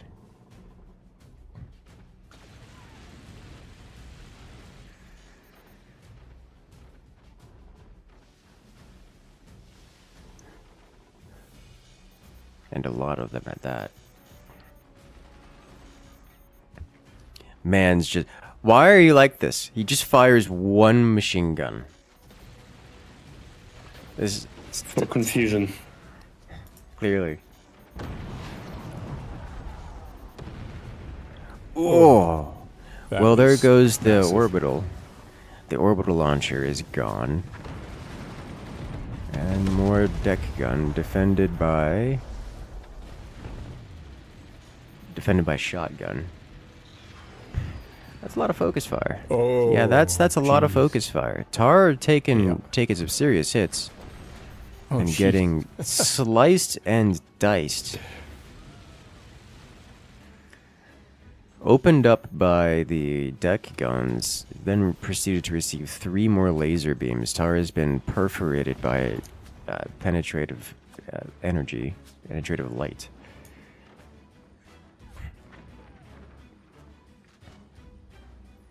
Tar's just trying to fix his base, stop it from capsizing. Barely hanging on. Looks like they're shifting their focus up to helicopter. Trying to get some damage in there. And they are.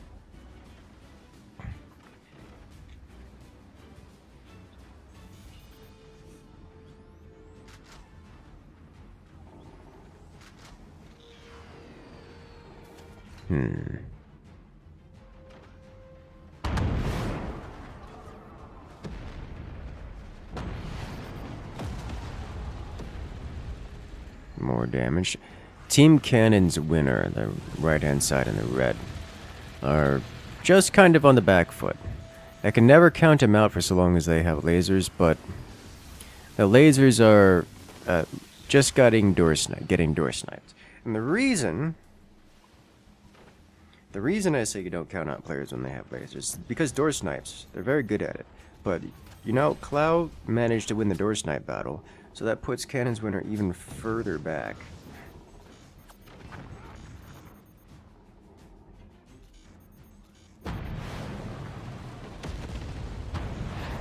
And there come the deck guns again, slamming into Tar's face.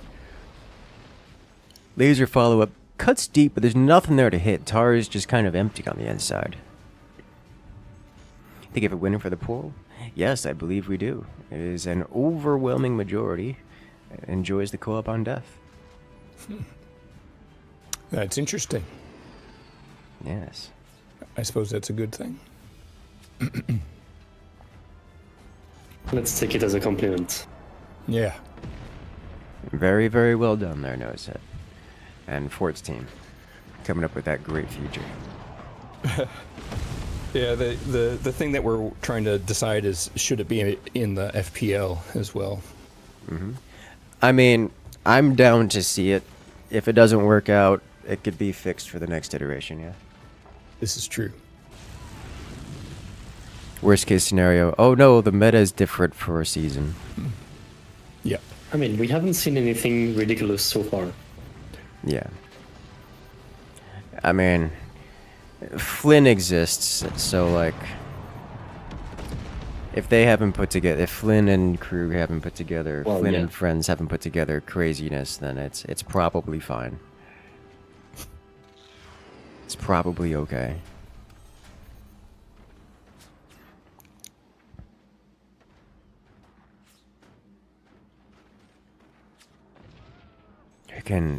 I'm disappointed they got eliminated so quickly, because there's no way they had only that one dirty, filthy cheese in the cards. They had more cheese coming. Oh, I'm Yes, sure. from what Flynn had said, he has at least one cheese per map. Oh my He god. said, "I don't want anyone to do these because I would hate them." That is such a Flynn thing. It's like, he I don't want hates anyone to face do those these, cheeses. but I'm gonna do them to That's everyone in the huge. tournament. Exactly. He's more evil than I am. This man's ridiculous. I love it. It's horrible, but I love it. Well, that's exactly what I was talking about. Like, worst case scenario, you get that stuff for a season, and then you don't do it again. Or you address the issues more directly, I suppose. One of the two.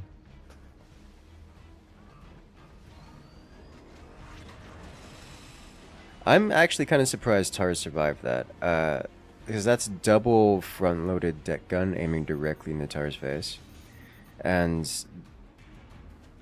the red team managed to defend off the back of some shotguns, but that was close. It was very close.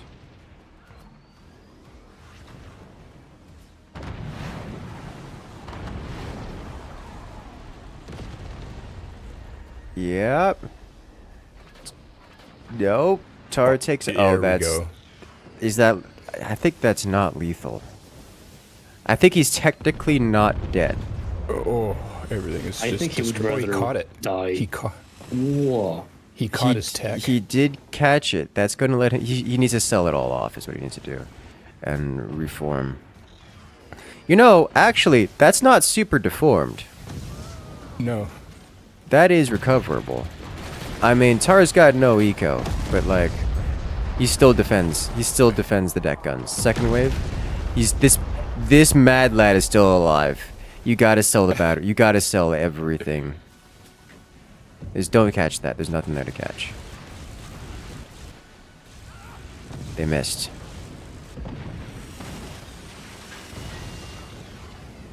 Well, Tar's not dying. Nope. Only a scratch. Yeah, only a scratch. Just a flesh wound. This is... That's a lot of flesh wound. Huh. Even the plasma getting involved. It's basically the equivalent of being a brain in a jar. Yeah, actually, that's not... It's not inaccurate, I think. At least not in this case. It's hard. I mean, you gotta sell it. Like, I understand you desperately want the flak, but you gotta sell that off, right? Like, you don't have the money to do anything else. You gotta sell it off, and you gotta get another, Propeller. Another propeller. Or 3. There it is. Tar agrees. Phil gets a shotgun. Mm-hmm.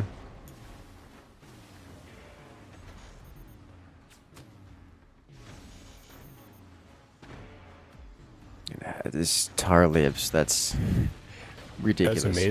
That's amazing. It is amazing. Helicopter's just doing what helicopter does best and is existing with laser beams and causing rampant damage. Tar in the back of that nearly killed Krieg's owl. And just by the way, while that was happening, like Krieg's nearly sniped out Krieg's owl's deck gun with the laser, and if he had managed to do that, would have just eliminated the entire base. Just the entire thing would have been gone. So like, again, with Cannon's winner, red team being at a massive back foot but not out of the game.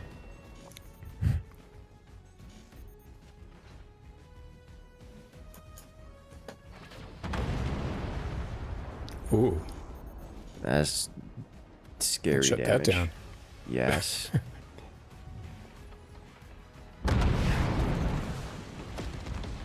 You can see it there. Helicopter is going straight for... Oh, penned, but not quite the right place to get the core. As you could see it, helicopter going straight for the door snipe. Just not doing anything else but waiting on that door snipe. And if helicopter gets it, a helicopter gets a full elimination on a player.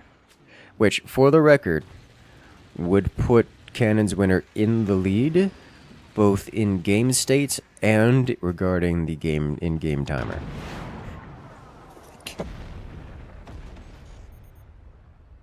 Do it. Oh! The projectiles from the deck gun taking hits for the deck gun itself. Helicopter gets the door snipe, but it's not enough. The projectiles from the deck gun actually take enough of the hits, take enough of the damage, that the deck gun itself survives, leaving Krieg's owl to simply repair without consequence. A shot that would have been lethal to Krieg's owl. Oh, that's it. Tar's burning. Yeah, okay. Had enough of Tar's nonsense. We focus him down again. Helicopter is down to a single plasma and is going to have one unaimed, one non-zeroed shot, I think, into Krieg's cannon. Doesn't get it. does actually pen the defenses. Nah, just the fire beam overpen. It's no actual laser pen. Oh. Actually, it looks like Cannon's winner is gonna get another opportunity to door snipe. I think that plasma was reasonably well aimed. Can get a door snipe there. As long as he literally just sits there and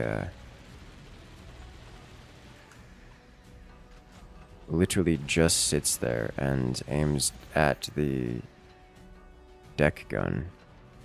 He's got a very good chance of getting it.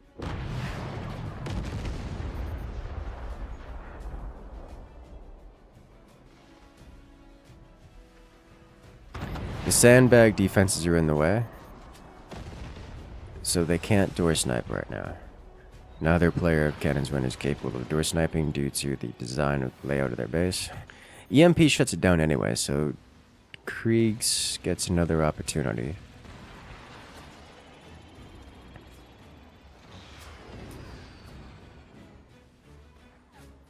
Looks like they're removing the sandbags.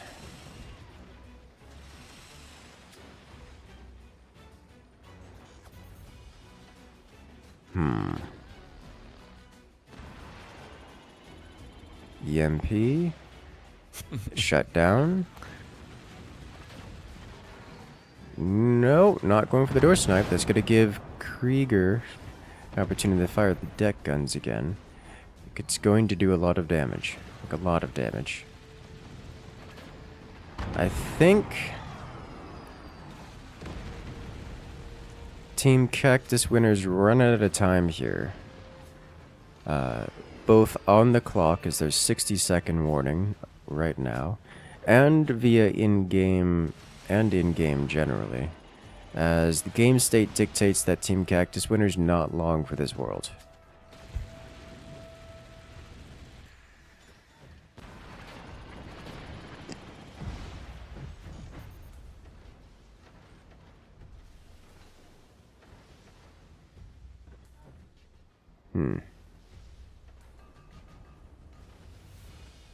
I just want to see Krieger fire one more time and get door sniped by Cannon's winner just to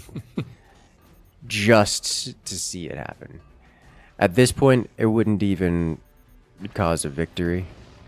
Oh! That would have been amazing. Oh! They still would have lost, but that would Immediately, have been Klaus very cool. sells off the energy shield, but oh my god, that reflection angle. That was...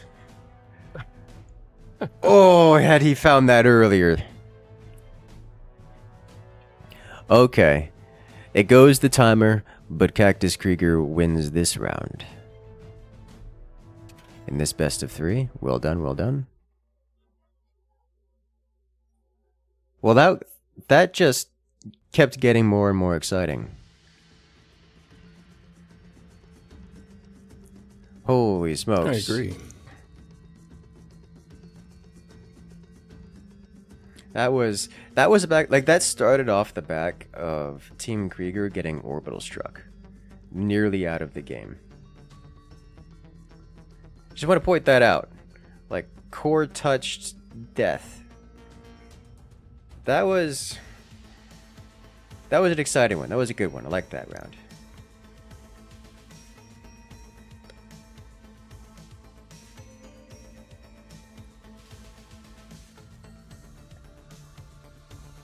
Oof.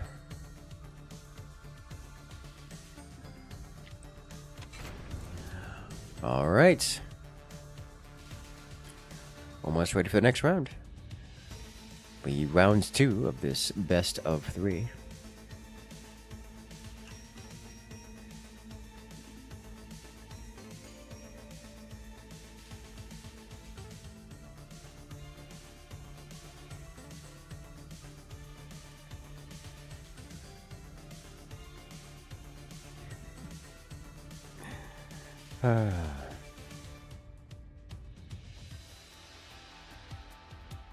Give us a minute as we manage to put the lobby together, and then we'll jump into the action.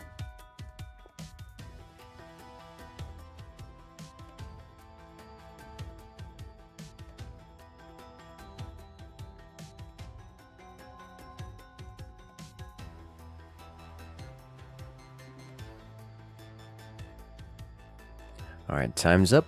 Let's do this. Off to round 2.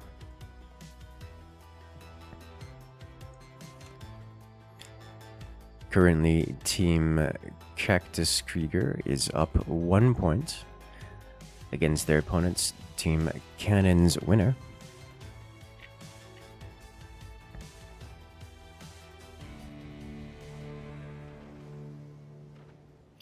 And we're off. Not a mirror match this time. Here we have on the left-hand side, it's Team Cactus Krieger. Playing as the Shockana commander. They'll be playing against their opponent's Team Cannon's winner, playing as the Pinch Fist commander. Looks like the team's HUD is swapped. You are correct. I think I can change this on my end. Yeah, I think you can change it. I think I cannot change it on my end. Okay. It looks like Southwick just did. Yes, it did. Okay, nice. We have on the left-hand side, it's Team Cannon's winner. Helicopter and Tar playing as the Shockana commander. Against their opponents on the right-hand side, it's Cactus Krieger playing as the Pinch Fist commander. No mirror match this time. I quite like the choice. Oh, I didn't expect that. I was about to say I quite like the choice of Shockana over here. This allows them to maintain control of the bases if one is defeated.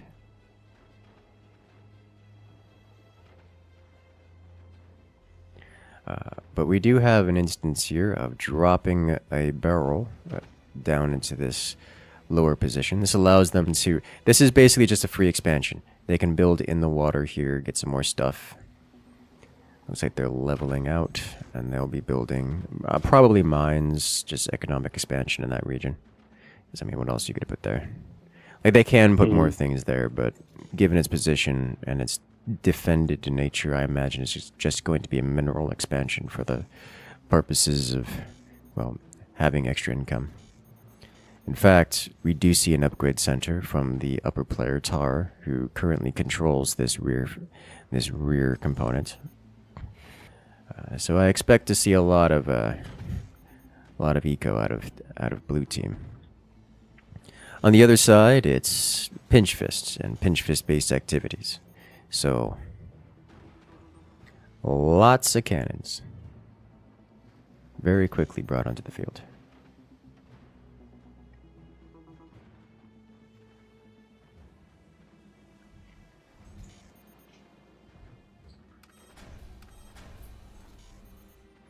All right.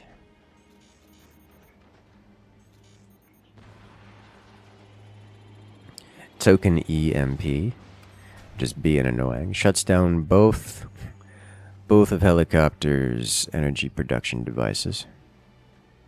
That's going to be annoying.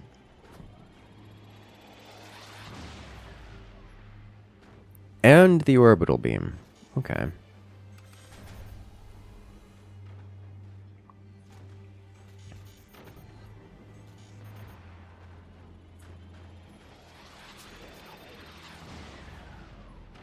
Yeah, that EMP is being a little bit devastating for everyone on the receiving end. Everyone.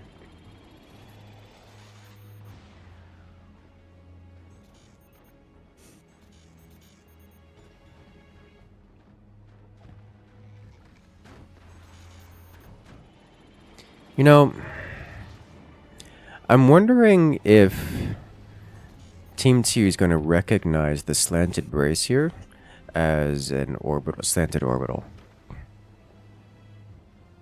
Because we haven't seen a lot of high seas competitive play, at least tournament play, so I'm not sure how the scouting meta has developed. is that a dead giveaway that it's in orbital? I would think it is.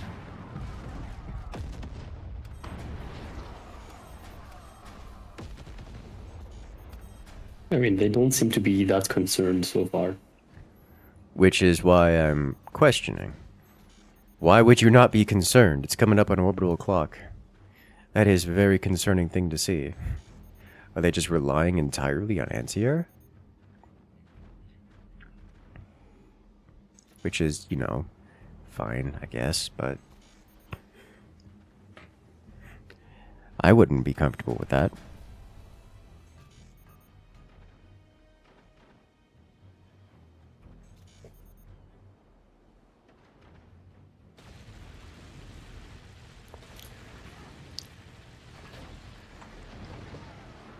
Well, maybe that's why they weren't concerned. Well, they definitely knew it was there, that's for sure. So that answers my question.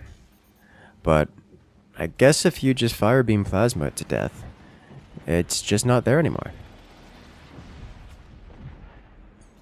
If I'm helicopter, I'm immediately rebuilding it in the same spot. Yeah. It is going very wrong very quickly. It is. Cannon's winner wasn't developing a lot of aggressive play. Instead, they're going defensive with the extra economy. Kind of relying on helicopter to deal damage, but having helicopter's big weapons sniped out means that there's no real damage options available to Team Cannon's winner. Like, at all. On the other hand, Cactus Krieger's looking to put on the hurt, and they've started the hurting process.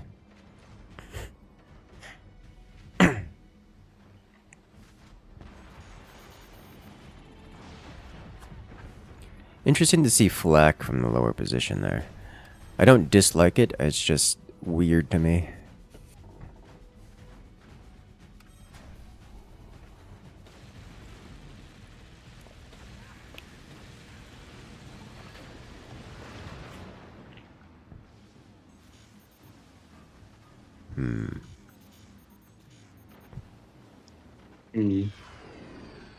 Those are my thoughts. Helicopter is indeed reconstructing the orbital launcher in the same position. Better defended this time. Better defended this time, indeed. Whereas on the other side, Team Cactus Krieger is just ramping up the firepower. I say better defended, but...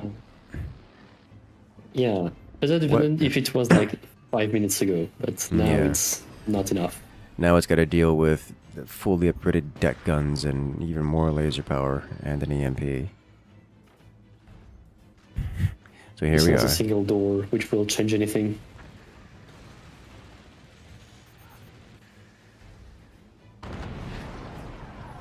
Here comes the deck guns once again.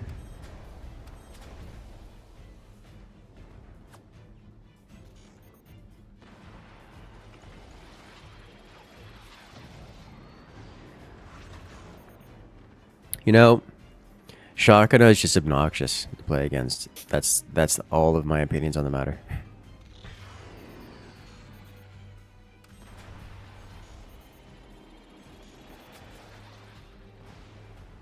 EMP is slipping through again.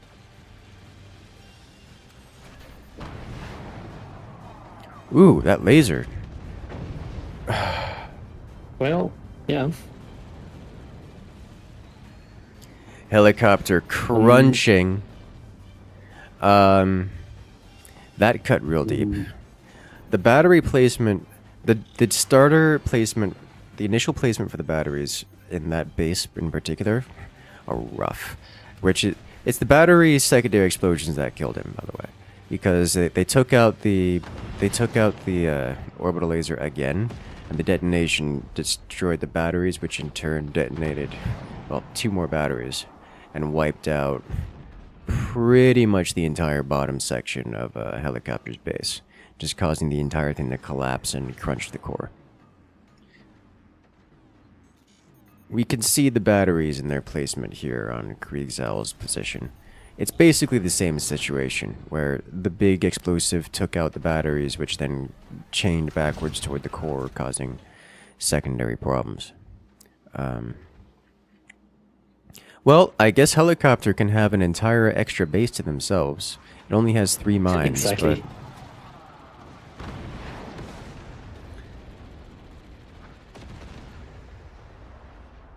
Fire beams are on point. Oh.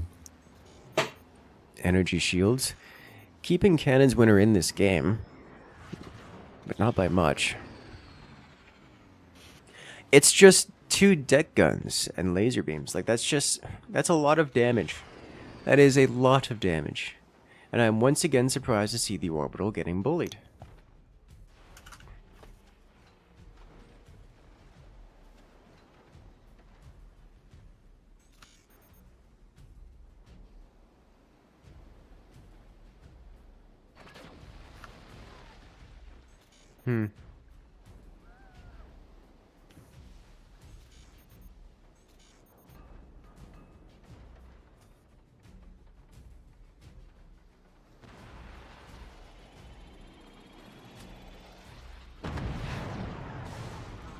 And incendiary deck guns.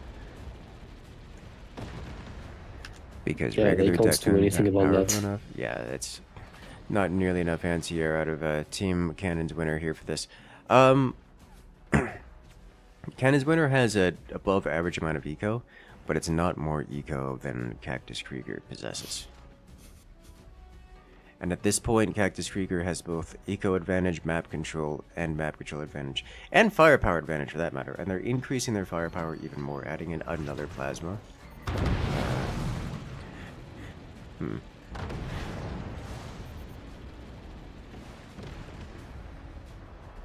It's a lot of damage.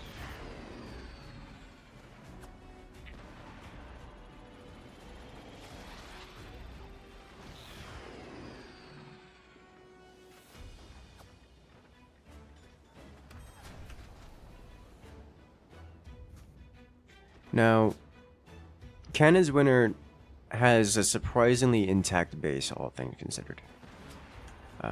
It makes me feel like they have a chance. I just don't see what they can do to actually capitalize on them having an intact base. Why did they build an orbital ammo? I don't know. Oh. But Cannon's Winner So no longer close. has an intact base. Pretty nicely.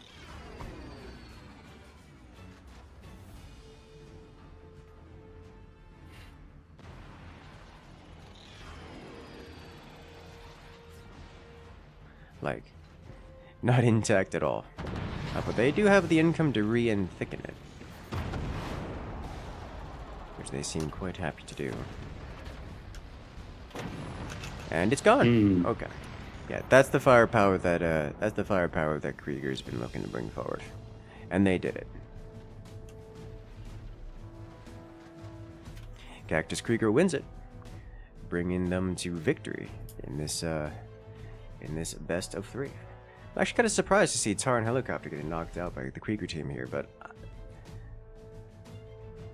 I'm all for it. Well, knocked out isn't the right word. If they go down to the bronze match, which I believe is our next match, so they will be in this lobby. Correct. So their match is coming up next.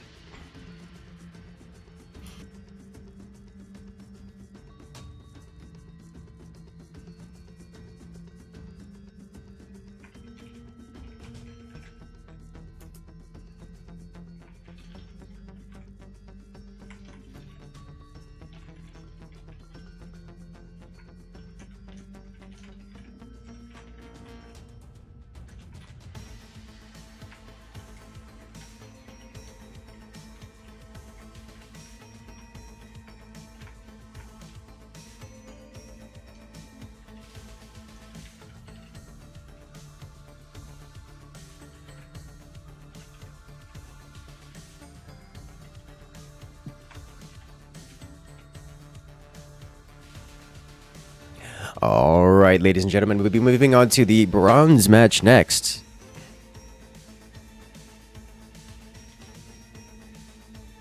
It will be Team Gyat versus Cannon Winner.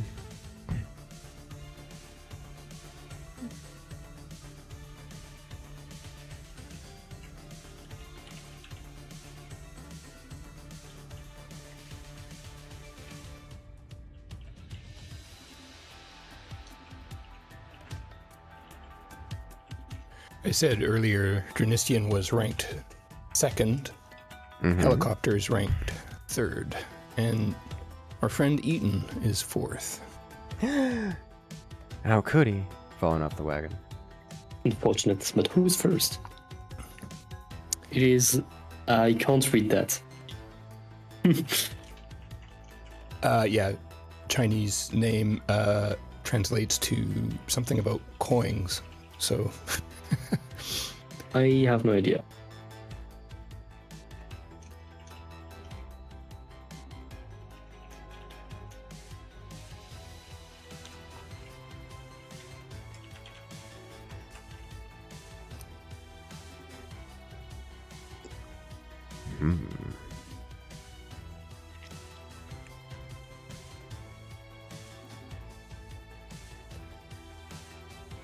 Base turned into fractals. It's a lot, yeah.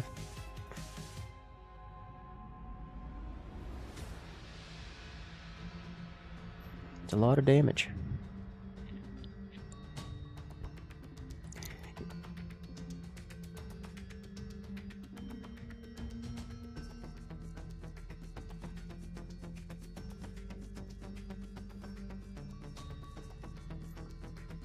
All right.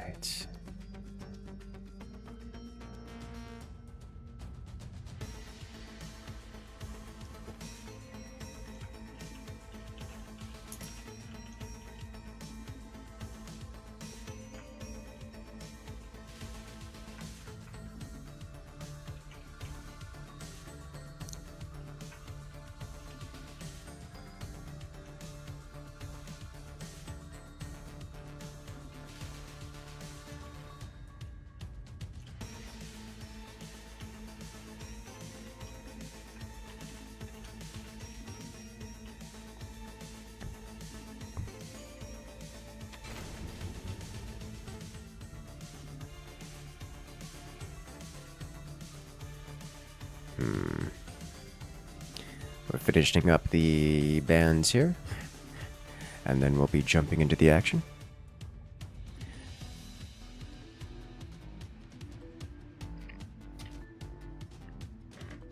Ethan fell off. No. Nah, he's just having technical difficulties. He'll be back soon.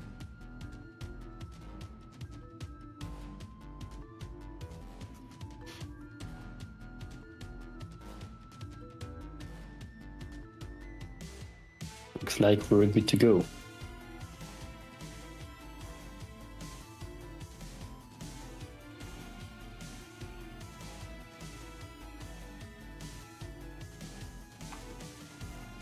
Ladies and gentlemen, we're off to round one of the bronze match. It's Gyat versus Cannon's winner.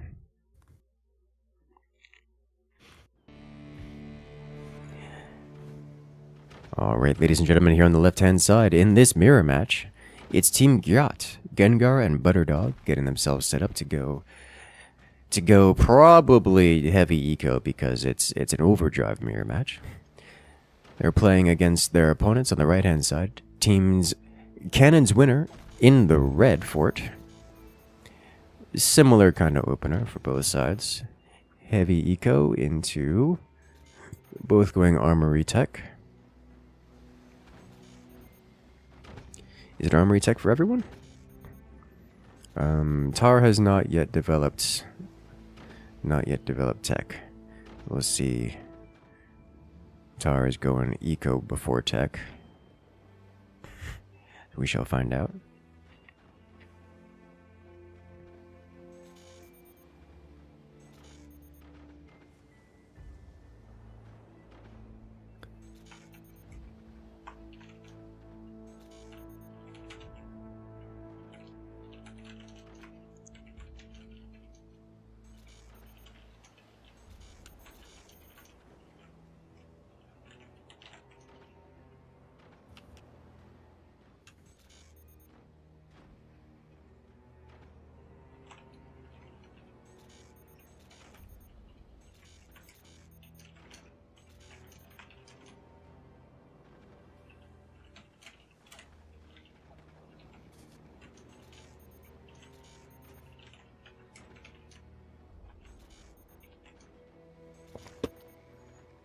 I'm looking to see where the builds diverge. I believe we do have a bit of a divergence. Kind of, not really. I'm more interested in Tars. They gotta be uncommons for that, right? Ooh. Oh. Oh, okay. I was like, All right, there yes. we go. I was like, This was not a core swing. okay, yeah. I was like, because that would be a beautiful place to put the core. Like, you put the core just in there, in the little divot there between. You don't have to self-destruct. It's just a great place to put the core. But no, that was not a core swing. That was a purposeful self-destruct so that they can co-op without consequences. That's Interesting. That's the first time we have seen that in this tournament. And that's exactly what we were talking about earlier. Strategies like that. Purposefully eliminating themselves so that they can get access to co-op mode. Which is not always, like, it's not strictly a good thing. And they do lose, as a team, they do lose energy production for that. But, like, shared APM can be good when you work well together. And unsurprisingly, these players work well Especially together. with Tar. Yes, Because especially. Tar has, like, god APM to start with. Yes. So that is very, I expect that to be effective.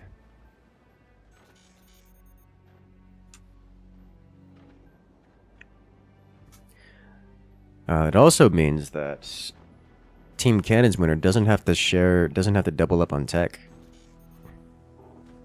They only need that one tech tree.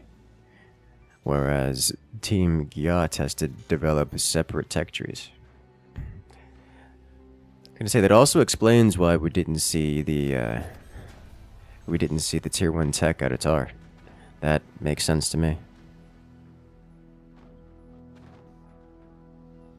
Yeah, it's interesting to see this strategy. We'll see how it plays out for them.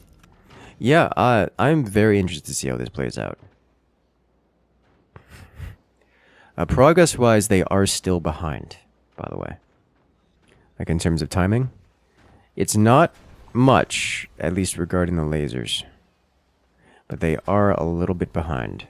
And we do see, once again, the orbital lasers out of Team Cannon's winner.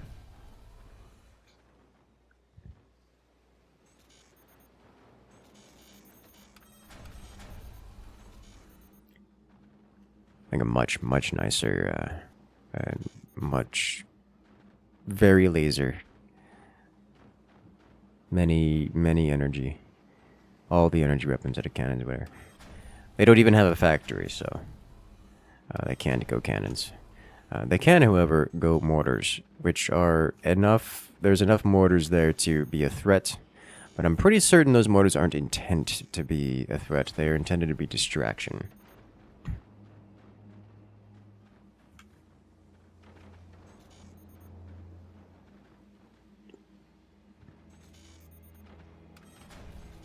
God, that's so much economy upgrade for Cannon's winner. All that money they didn't spend on tech is going directly into economy.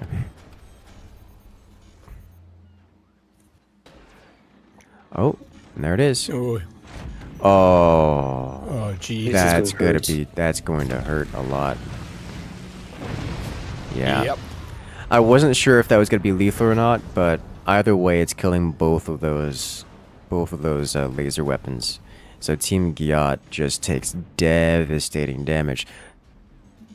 Oh, Lord have mercy for Team Cannon. Team Cannons is not going to.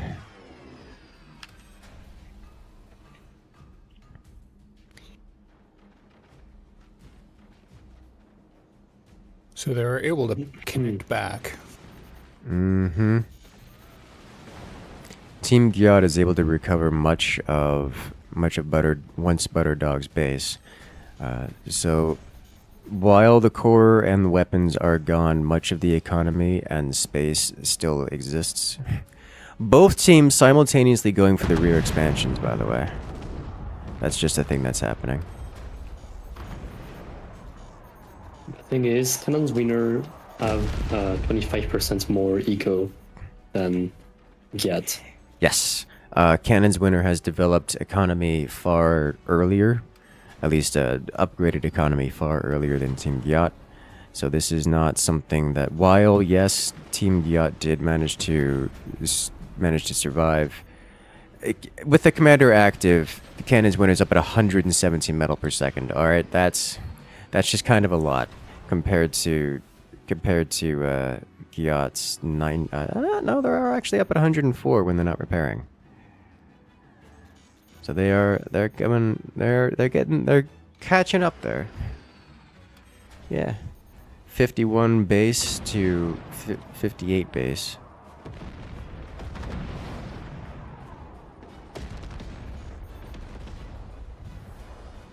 This is Team Gyat is catching up. They're getting their upgrades in.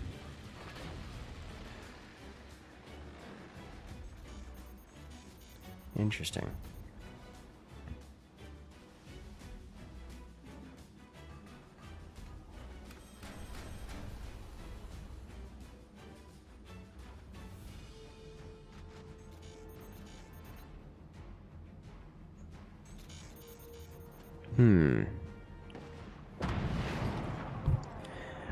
Both teams, this is just a weird match.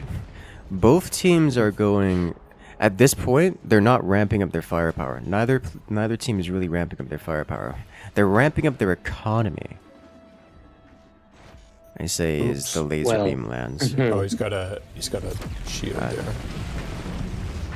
That's still. Oh, and he burns. There we go. Yep. Okay. Shield's not good enough. Yeah, it wasn't enough. The shield coverage just wasn't enough. No. I would have loved to see them do diagonal shields to reflect the orbital laser back. So That'd have been seen hilarious. that strategy. We've just seen that strategy win. Yes. Though, to be fair, I don't credit the co-op as being a substantial part of their victory in this case. Okay. It was literally just regular orbital beam. Yeah, true. Orbital beam build that wiped out one player and then hit the next.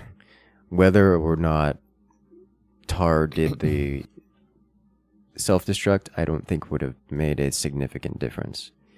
I'd go so far as to say Tar probably could have just not participated at all, and it wouldn't have made a huge difference. Like if it was a 1v2, probably still would have won that. Did it accelerate their orbital coming out? No. It didn't accelerate it coming out. Did it? No. The only thing that Tar added was additional anti-air, which was relevant for sure, just not super impactful.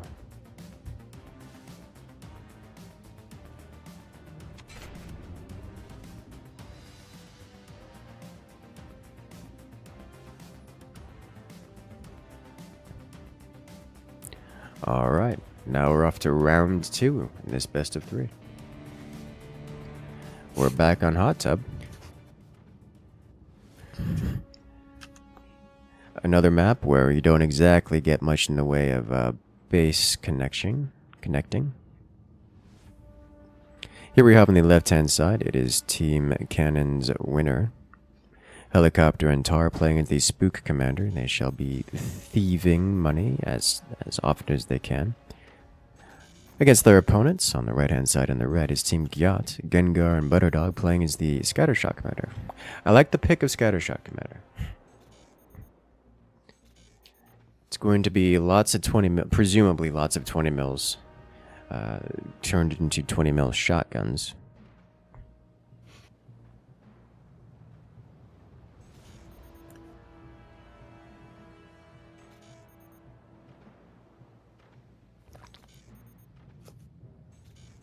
You love to see it. Fair bit of base reconstructing on both sides. Curious to see how these strategies will go.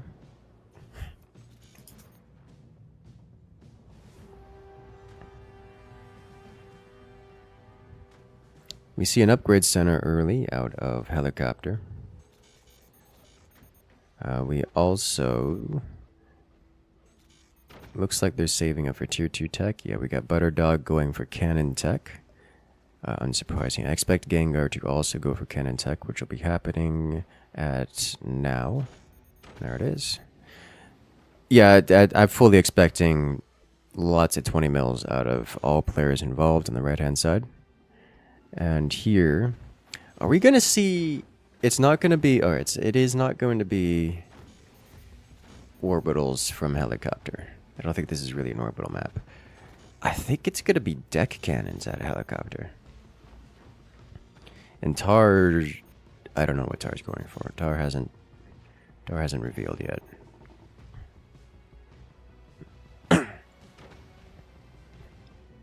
Yeah, there's the deck gun commit out of helicopter. Tar going for laser weaponry. Alright, so we're going to see standard lasers out of Tar and deck guns out of helicopter. Both players for blue team are going upgrade center for the purposes of economy, whereas we have no upgrade center out of either player for red team.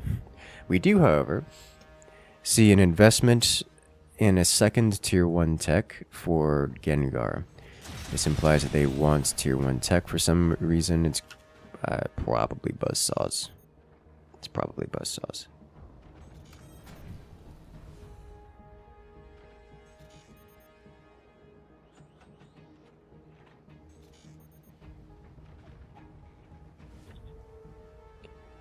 The first of the 20 mils have been placed. I like Gengar's base here. Gengar's redesigned their boat to make it very cannon heavy. I love to see it. Helicopter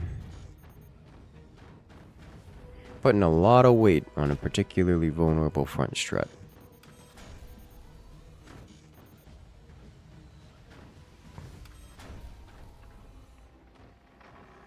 What is this? What is Tar? Tar is building a... Oh. And he's gone. What? Death by Buzzsaw.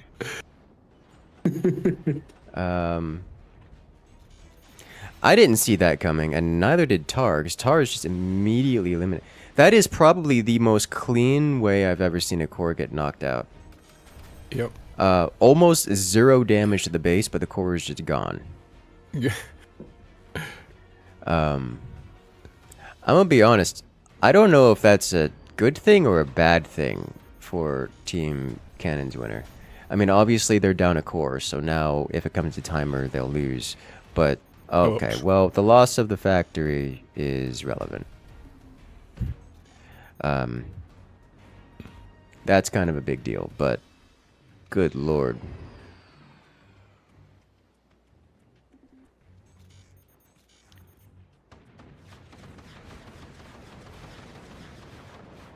Here come the 20s coming out to play. That is 4 20s out of Gengar and 3 out of Butterdog. They seem to have, on the right-hand side, Team Giat seems to have a little bit of a conflict of coordination. One of Gengar's 20s appears to be blocked. It might be able to go up and over it, hit the top of Cannon Winner's rear fort.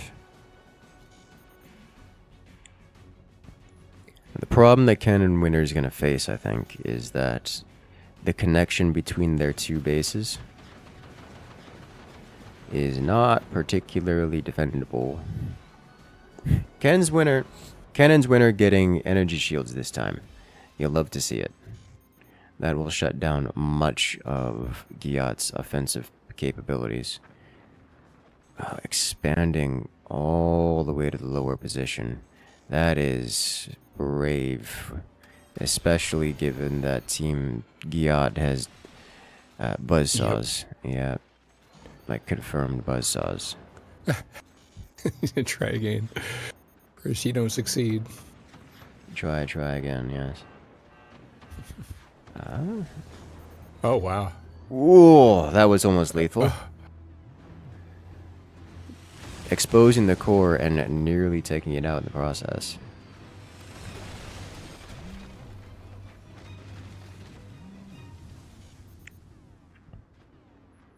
Okay.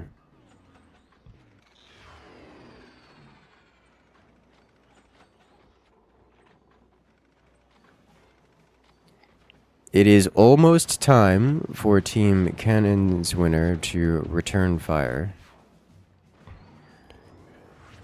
Yeah, they're banking a lot on these deck guns. They really are. I really hope they know how to aim those. Yeah. Honestly, at this point, you probably just gotta build the extrusion out of metal doors or something, because this is not... You're spending more on reconnecting that every time than you are just building it on metal doors. Right. He's just sitting there, menacingly, waiting for it. Like... Good lord. Well, Team Cannon's winner is just about to come out with triple deck gun.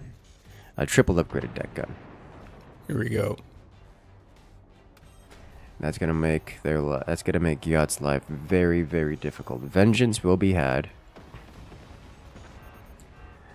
Core damage dealt, a 20 mil falls. That is a very good shot. It was a beautiful shot. Team Gyat's gonna have to react very quickly with some anti-air. Team Cannon's winner actually doesn't have the energy to fire these deck guns. That is not the same angle. Correct. It's also a different deck gun. Yes.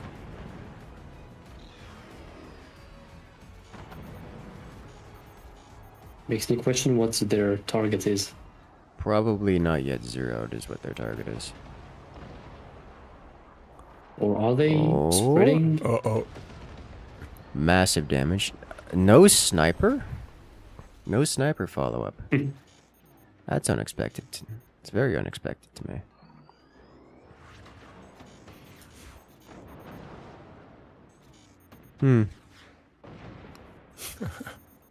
Surprise! I don't think Here comes Team Cannon's winner expected the aircraft. That's going to be devastating. And it may just disconnect the bases. Was that the right... I'm not sure if that was the right target, though. I think that was Possibly should've- absolutely the right target. I think so. Because doing so means that they disconnect the base.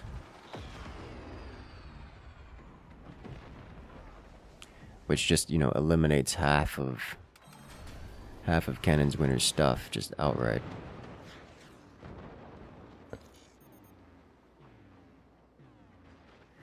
So Team Cannon's winner, I think, now recognizes just how far behind they are, because they have to defend against not only the cannons, but the incoming, should I say, the inevitable airstrike.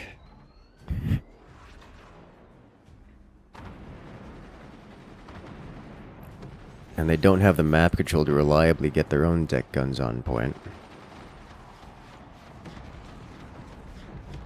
Using the 20s as anti-air. Oh, and he just misses entirely. It's so painful. They finally have a sniper, looks like. Yeah, they do. Targeting a sniper, but not in time. Yeah, that... Team Cannon's winner needs to defend that point a little bit harder. It's going to keep getting disconnected, and it's going to be a problem.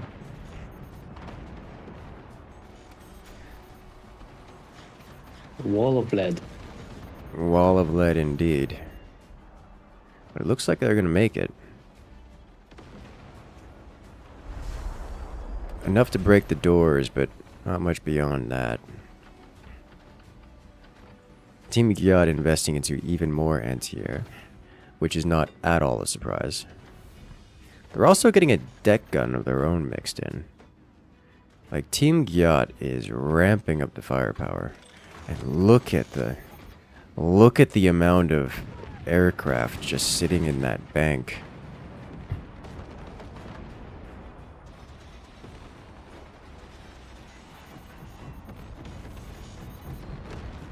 None of the deck guns make it across the field.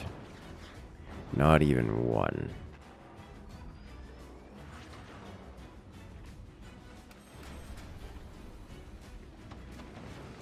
So it's still going to be a minute or two before Gengar launches his airstrike. But I think Team Gyat's got more than a few minutes of time before they need to launch the airstrike. Whereas Cannon's winner's got to change something. The Cannon's winner desperately needs to develop map control here. They just don't have enough map control to get the job done. Their deck guns are getting spawn camped. They need more active snipers. They need, honestly, just a more active sniper would solve a lot of the problem.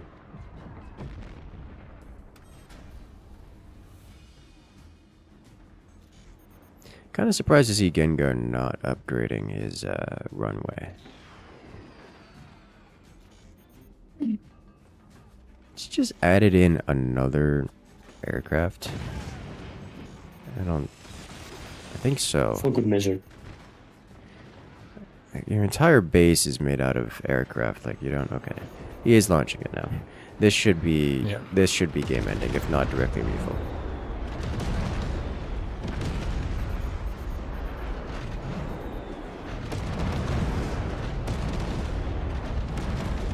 Oh yeah. Yeah, there's no way. There it is. Yep. Death by airstrike. Could have seen that one coming. Team Gyat wins it once again, winning 2-0 in this best of 3 and claiming 3rd place in the Fort's official tournament number 29. You love to see it.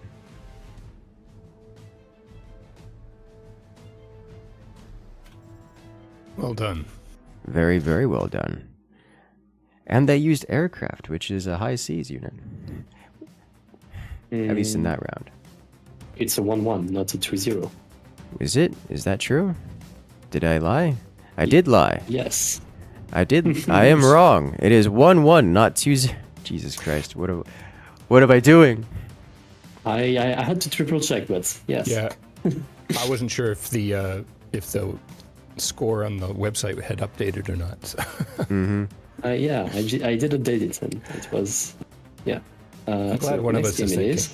This is why there's 3 of us here, because at least one of us has to be right. Good job. Okay. Also, is it basalt? Yes, it is basalt.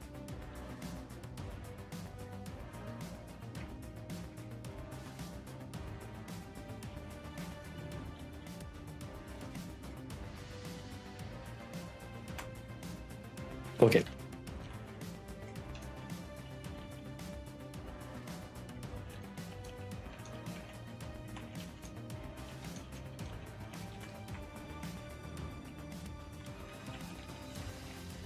Thank you, helicopter.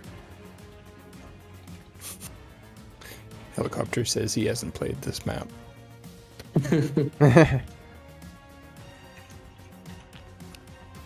In a colorful way. In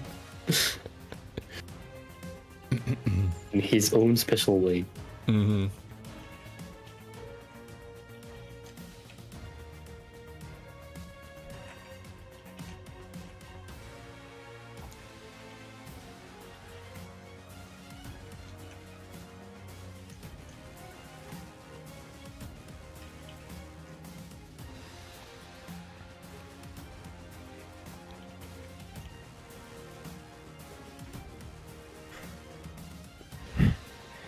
In that case, then we're off to the next round. It's round 3, the decider in the bronze match.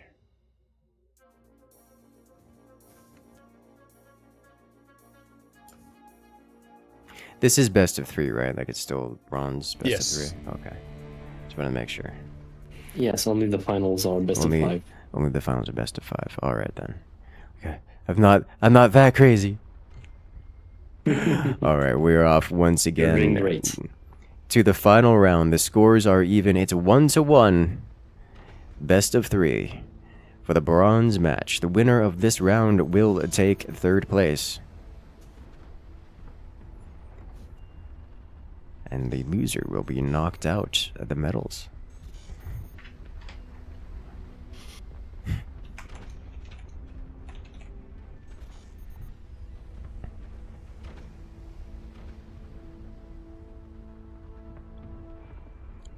We'll start it off with here on the left-hand side. It's Team Gyat winning the previous round. They're now playing as the Moonshine Commander. Butterdog and Gengar. Playing against their opponents trying to claim victory, it's Team Cannon's winner, Helicopter and Tar. I'm actually surprised to see Tar not going for Orbital Laser on this one, especially on this position.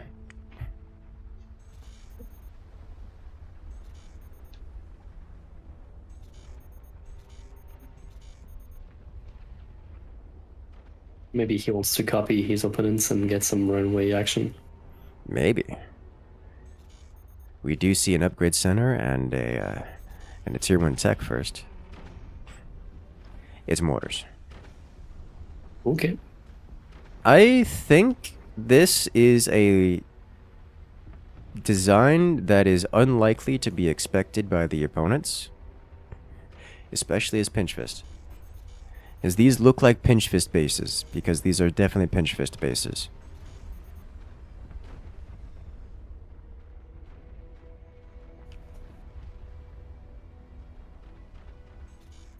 And I think this may just blindside Team Gyat entirely, and with that blindside, potentially eliminate an entire player.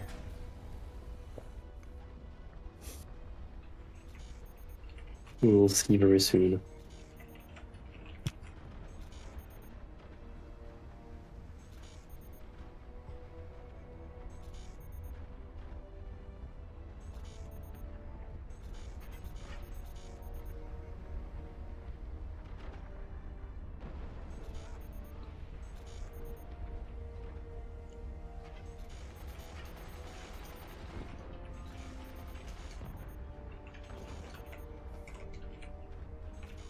Looks like they saw it coming.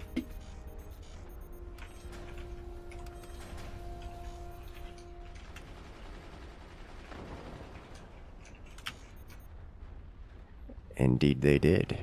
Or at least had enough suspicion to defend it sufficiently to prevent themselves from getting timing attacked out of the game.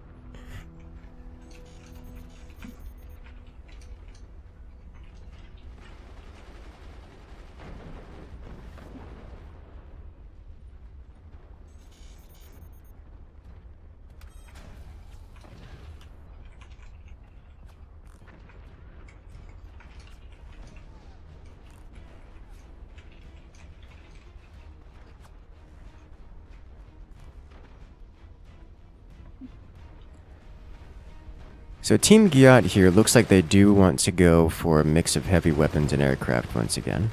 I'm not terribly surprised to see Gyat going aircraft again. It's the Nighthawk flavor this time. It is going to be, I presume, standard cannon. Nope, it's 20 mils. I should have assumed 20 mils because they are Moonshine.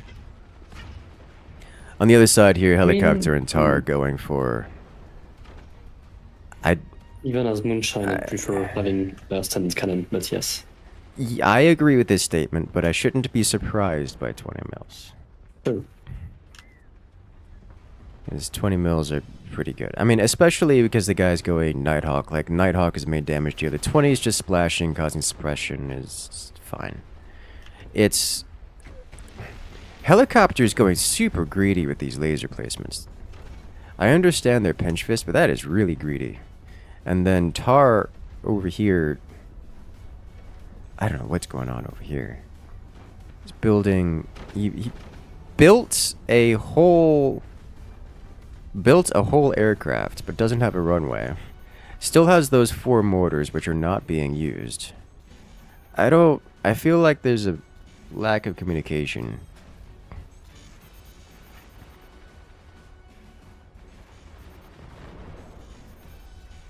I feel like the extra roof is here just in case he wants to place a lot of sandbags at once.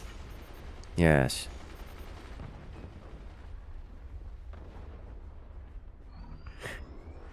And the Nighthawk, maybe. I don't think the Nighthawk's gonna be ready to fire yet. Oh no, he is firing Oh. it. Sandbag, sandbag. Oh. Tar relying on his APM. His APM failed him this time around, but it didn't matter because the Nighthawk missed via overpinning. You don't see that every day. Yeah, it would have been a clean kill, but nope. That was... I mean, to be fair, I think Tar's APM would have saved him from a clean kill. It was specifically because it was so far back that it didn't land the kill shot. Yeah, But yeah. also That's so right. far back that Tar didn't defend it in time. So, like... That was just getting spun up and then nothing happened. It's like, I'm genuinely surprised to see Tar undoing the sandbags. Like, why? You don't have anything there but vulnerability. Just leave it. I guess you do have the mortars there. Or whatever those are doing.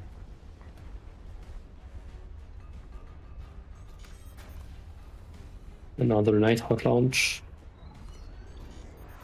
I'm surprised to see him launching individual Nighthawks as opposed to saving for the 2x. That's not too bad.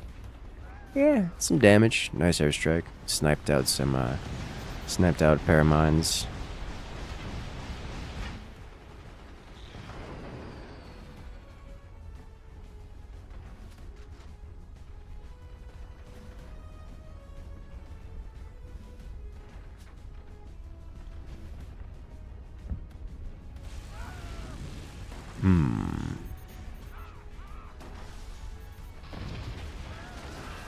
Ooh, That's a clean Oh, no snipe. wow. that's... So two things happened there. Butterdog's base got penned, almost taking out his core. It's kind of impressive it didn't. Helicopter's plasma beam got sniped. Tar has finally constructed a runway, which means potential damage output. Mildly related, I am convinced that the Nighthawk strategy, ever since the nerf, is just stronger compared to the Thunderbolts. Not that Thunderbolts are particularly weak. It's just for the same thing, the Nighthawks just feel stronger. If only there was one more strike. Gengar would have fallen. It was close. Not quite.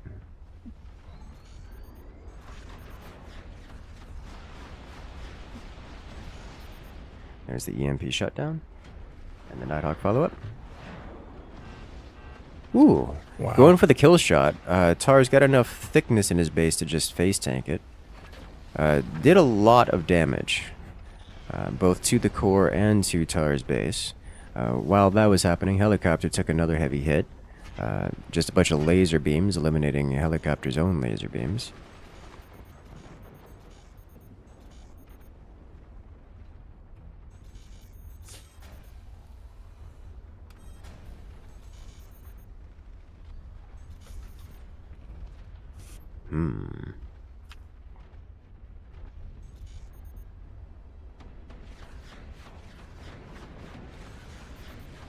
Burn.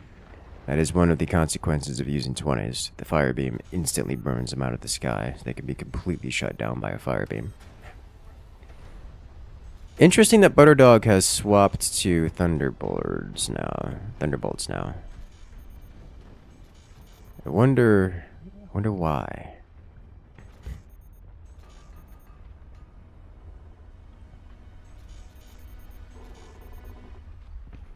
Helicopter also going for Nighthawks. Everyone has just decided to change, just tech swap. It's like we fired a couple times and now we're tech swapping. Why are you like this? Okay. Whatever makes you happy.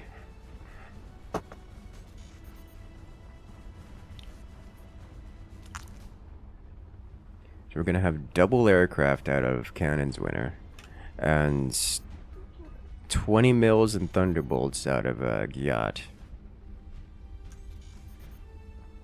There's a lot going on here. Internally, I should say, there's a lot of economics and logistics going on here. Not much beyond that, like in terms of actual action and violence, not so much. It's like both teams have decided to say, hey, we fired at each other, did some damage. We're just gonna have a 4-minute break. Looks like the break time's over, though. Because here come the Thunderbolts.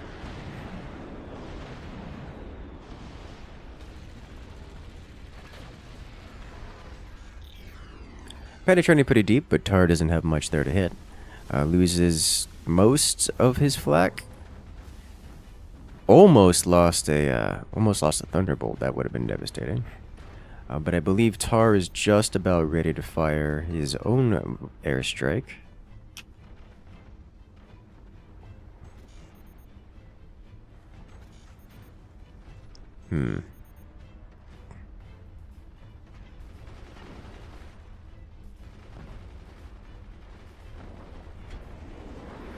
Airstrike designated.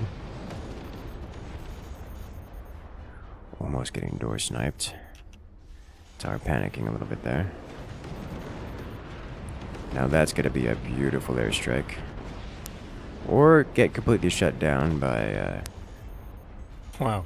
yeah, completely shut down. Alright, well, between Gyat's cannons and lasers, the airstrike gets defeated before it has an opportunity to really do much.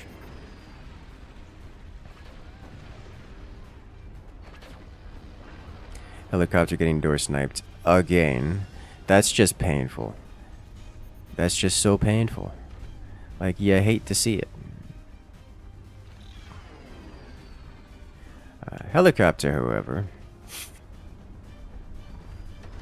almost finished constructing their runway and has 2.5 Nighthawks ready to go, which is a lethal amount of Nighthawk. Oops. Firebeam shutting it down. Yep. Oh, he gets it. And Butterdog back to Nighthawks.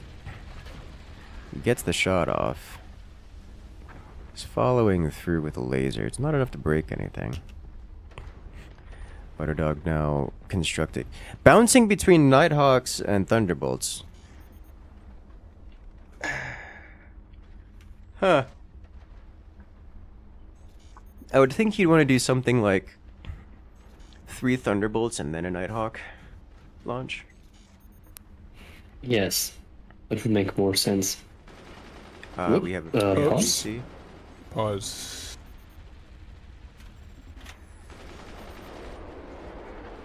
Oh. Where's Zouts? All these Zouts can pause. Souls.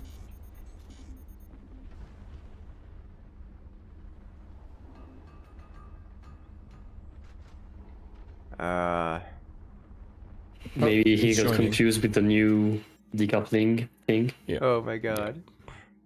Well, good news is, nothing happened. Yeah. So I guess no harm, no foul, but... Yep. I think we're Yikes. Yeah. okay. Uh-oh. A self-collapse! A self-collapse! Oh no! Gyat goes down to their own player. Yeah. Somebody was mentioning the flashing strut. Indeed. I had been there a while. Oof. Okay, that was chaotic. Uh-oh. So, Gyat still has a gross amount of firepower available.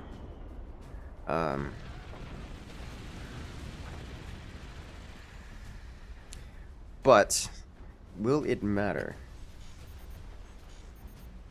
The best part is, Team Gyat still almost has more core HP than Cannon's winner, despite having an entire core down.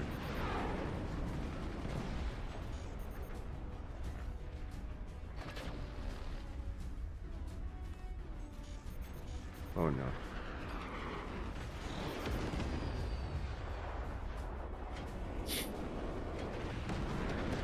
And this is why you launch the Thunderbolts first.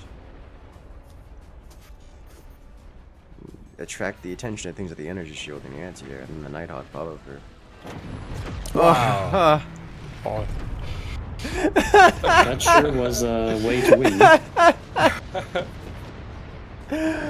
Oh my god, what a way to I did not go! see either of those kills. let's. Just We gotta of watch all that. the ways to go. Okay, we're gonna have to do the replay on that because that was Yeah. Oh yeah, on both kills. the entire thing is just chaos. So first off, we have recoil-induced self-destruct. Check this out here. Yep. He's gonna fire these 20s, which have some serious recoil on the base.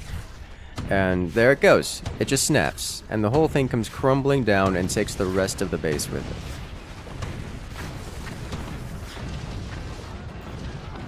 Mm-hmm.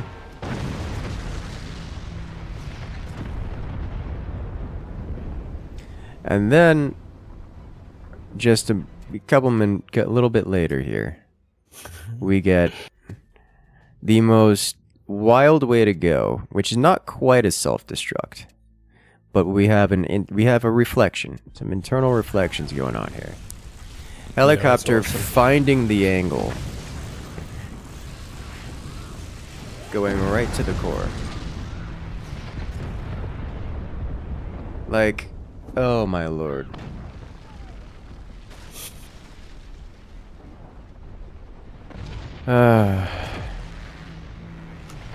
It's beautiful. It's beautiful.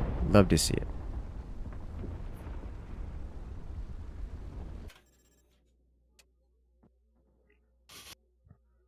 All right then, ladies and gentlemen, it's time for the finals. Give us a moment while we get the match together.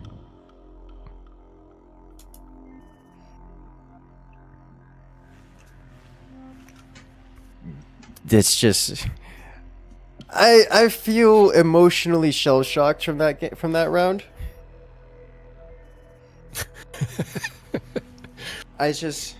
Everything is, I don't know how to respond to that. Should we get some counseling? Yes, please. Eaton, I need your commentary. Help.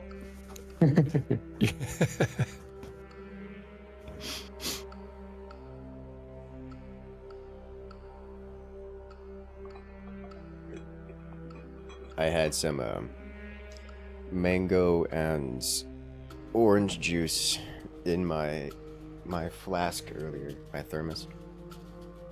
And after I rinsed it out, I just poured in some water for today's drink. Apparently I didn't rinse it out enough because it still smells of mango and orange. But it doesn't taste of mango and orange. So I have like this sensory disconnect where it's like, Yeah. I smell this very strong and lovely sense of orange and mango, but it's just water. Mixed feelings, literally. Yes. Yeah. Yes. More counseling required. More counseling required. Oh, Lord. Alright, so on to the finals. This will be our best of 5.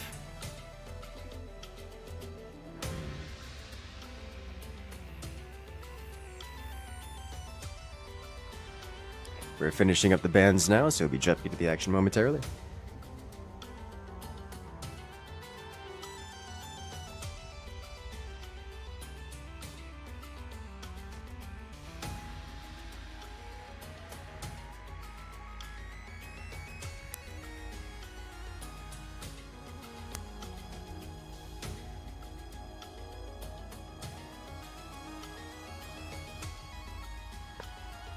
These should be some explosive finals. I think that's a good way to put it.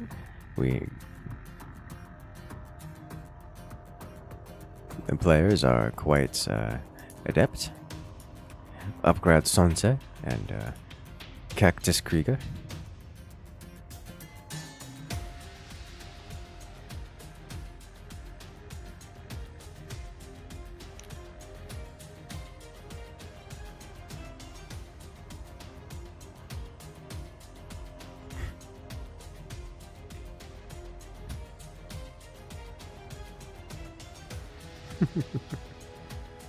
Alright, the players are almost ready.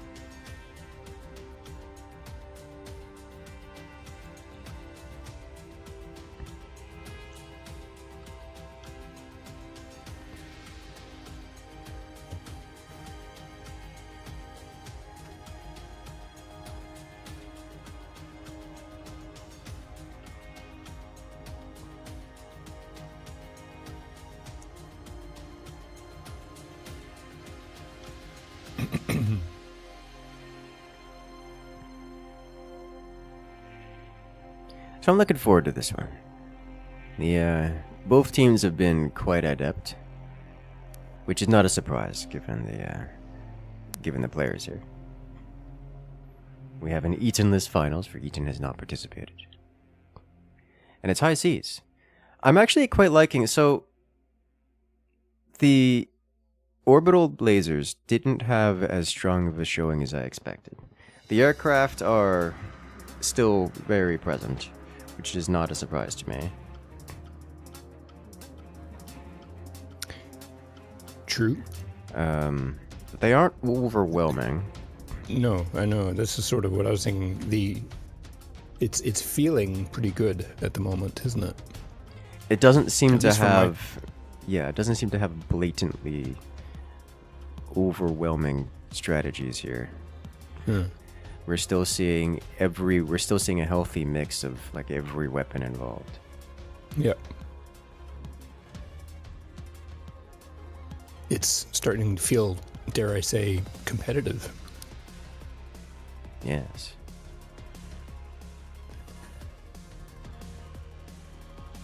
Possibly. And I still like that one instance of purposeful self-destruction. Yes, I was expecting to see that more, to be honest. But and maybe we will, you know. For high seas maps, I'm kind of surprised we saw it at all. Right. It was on a map where that was, I guess, a bit easier to do with the connecting. Yes. On most non-high seas maps, you could do it.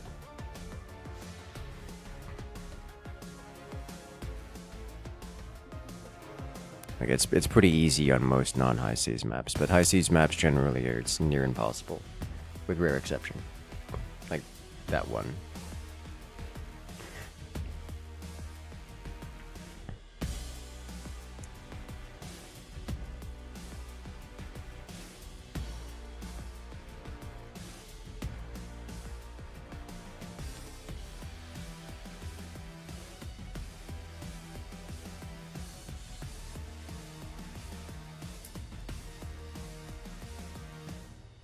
Players are taking their time to refine their strategies. We're off practicing again on alternate accounts. They're ready. No. Please don't. Freaking. Not again. I don't want to hurt the cats again. And the... okay. Well, Salzburg will be able to fix the overlay. Yeah. Salzburg fix the overlay. Alright, so we'll give it a moment before introducing well, we here on the left-hand side playing as the Moonshine Commander. It is Team XXIX. They're facing off against their opponents on the right-hand side in the red. Clau Alez and Kriegzel as Pinchfist.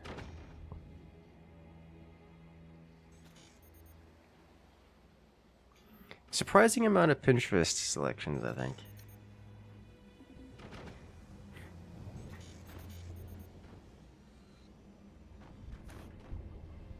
I guess Pinterest is better on those mortar fighting boats. Yes.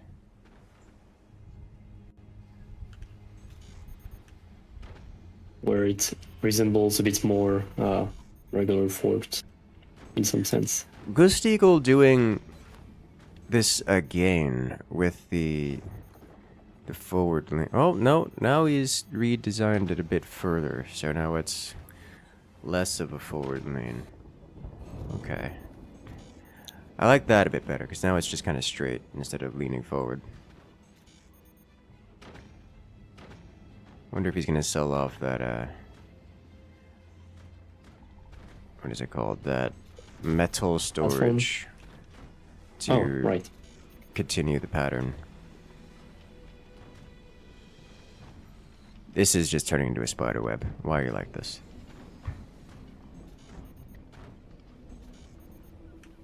Okay, well, that changed dramatically.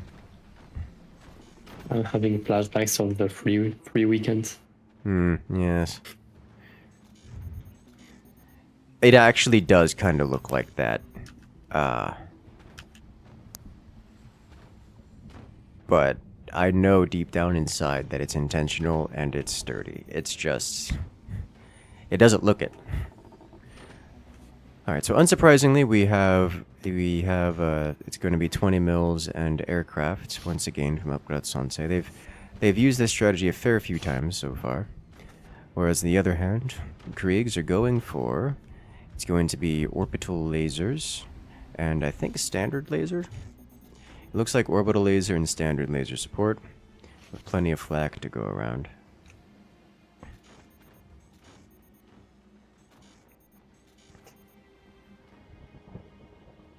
That is a pretty textbook plasma timing.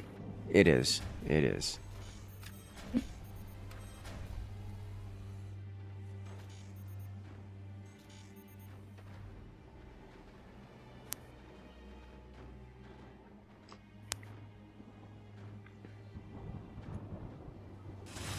It is going to be Nighthawk. Wait a minute. Yeah, it's going to be Nighthawks out of Upgrade. I like this choice. The Buzzsaw is being harassed already, which I'm not super surprised by. Or the orbital laser is being harassed by Buzzsaws. The Buzzsaws have now decided to harass everything else.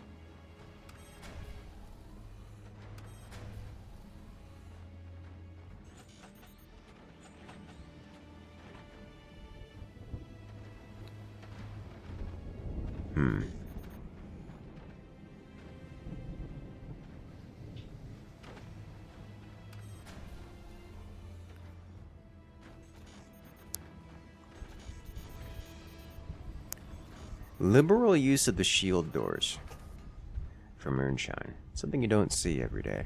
But the first Nighthawk is available, and I'm questioning whether they're going to wield it now or wait for a second one. I think waiting for a second one. In my opinion, waiting for a second one's a higher percentage play, but it can work if you get it right. Oh. Complete shutdown. Shotguns knock it out of the air entirely.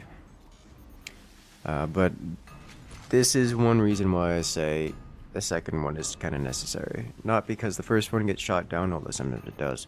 But even if it doesn't get shot down and it impacts, it would have just impacted on that sandbag and done very little, if anything, at all. However, a second one would have penetrated the sandbag and gone to the core. Or at least deep into the core. Toward the core. Meanwhile, the orbital Lands. That's gonna be hurt. That's gonna be a lot of hurt. It'll be survivable, just painful. Yeah. Just a little off the top, you know? And the front.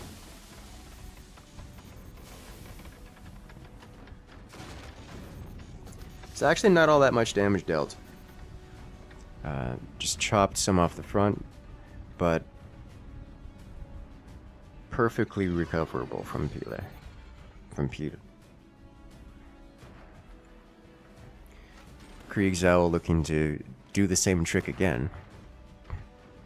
Whereas Ghost Eagle's getting set up to rapid EMP everything, and Peel will be launching Nighthawk momentarily. Oh, for a second I thought they were gonna hit each other. Yeah. You see, there's an example of why I say second Nighthawk is needed. It just impacts. It just clean impacts, uncontested. No major damage dealt. It killed a sandbag and a couple struts of wood.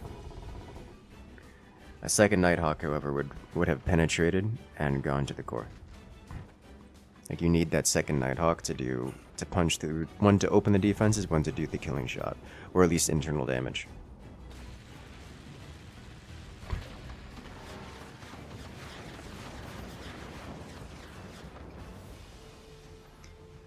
Interesting choice of the big doors for Krieger, or sorry, Clow in the rear base.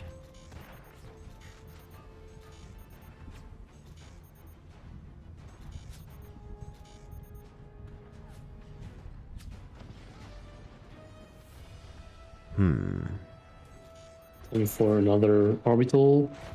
This one should be very much so the much. same situation, which will again do not much. It might hit. It did actually hit the fire beams. It got deep enough in there to do the fire beam damage, so that's good.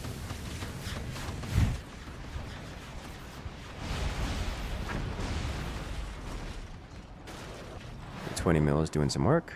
Oh. The Nighthawk just misses. Looks like he's trying to aim for the rear component now, but doesn't quite get it.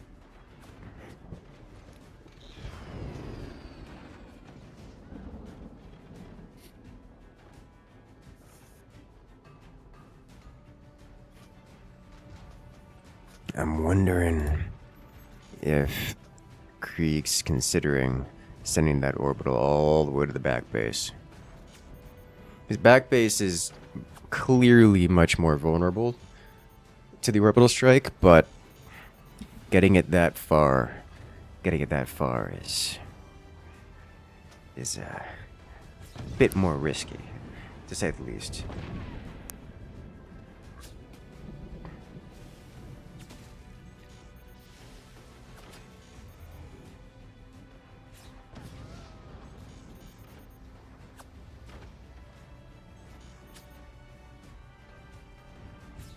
Not only would it have to pass by the local anti-air, but it would have to fly longer, fly further, and land directly on the barrel of a 20 mil, which can in fact behave as anti-air.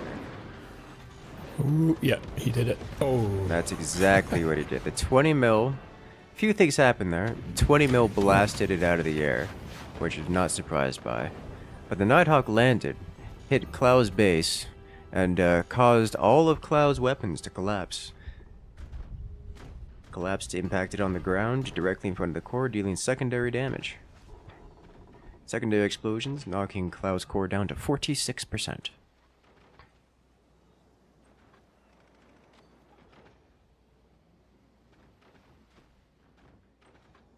I think that firmly puts XXIX in the lead for this round. Yes, that was a very good trade. Huh. Now, XXIX has also recognized the threat of the orbital hitting the rear base, and has reacted by adding in, what is that, 4 more machine gunners? I think in order to make this work, Krieger needs to wait until Upgrade fires the 20s, and then immediately fire the orbital. Problem is that the EMP is gonna happen.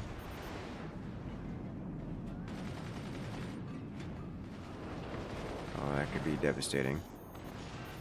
Oh. Yeah. Pens deep. Does a lot of damage. Bunker buster levels of impact.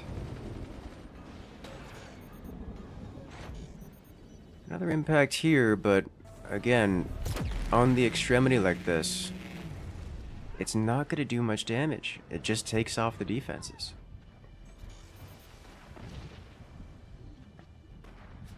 The first time in a while, we see an orbital laser that's not really capable of dealing actual damage.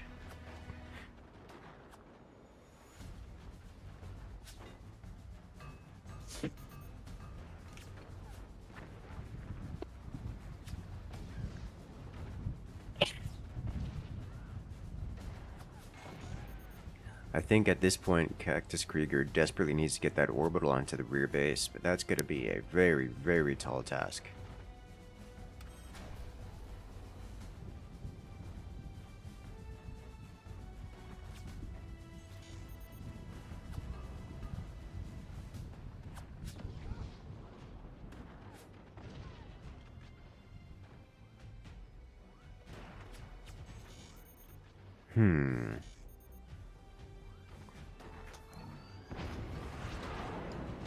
Upgrade Sunset fires once again. Oh, the orbital isn't shut down this time. Impact. Krieger takes a lot of damage in that impact. This would be very bad for his economy. It is. I believe it also didn't take out the orbital laser ammo, which will give Krieger an opportunity to fire back, whatever that's worth. The 20 mils will simply recover. Fires to the forwardmost base again, which resets all of the defenses that have been built up there, but again, it's just wood. Nothing of real consequence was lost. Without a follow-up of some other heavy weapon, there's nothing to gain by trimming that off. It's just rebuilt immediately and cheaply.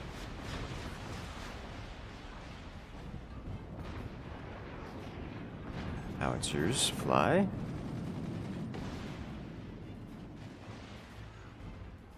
Heavy damage.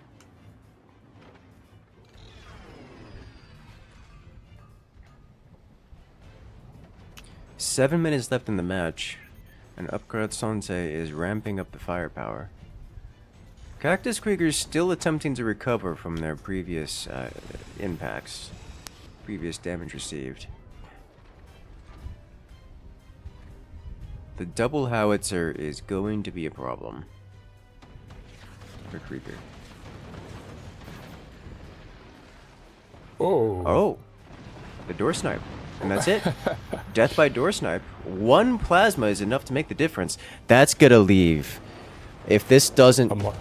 Oh, no. That was Upgrade's that was Upgrade's chance to get... to make a comeback in this. Uh-oh.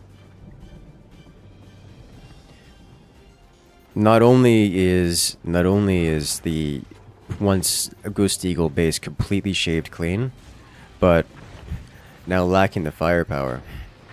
This is not going to do much. Upgrade Sonsei no longer has the ability to meaningfully harm Cactus Krieger.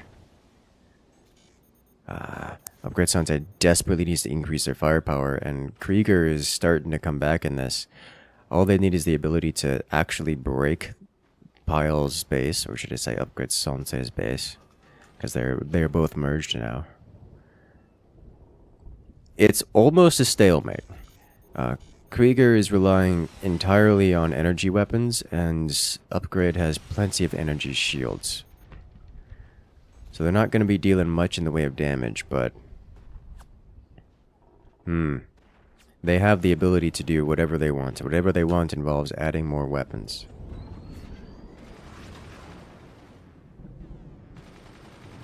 Commander ability active for Upgrade, but no notable weapons to wield as part of that.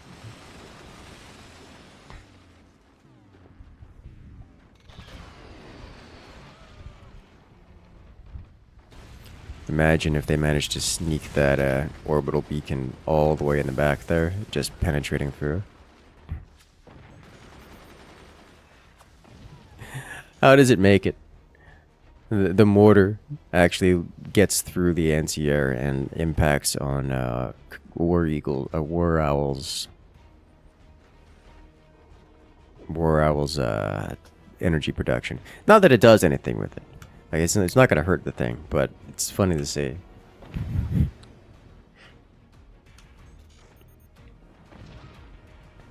Sniper on sniper violence.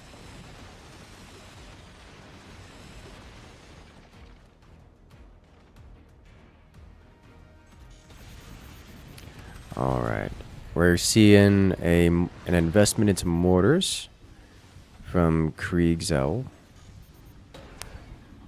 and it gets in through the hole, which is going to push it a little further back. It should actually get some damage in.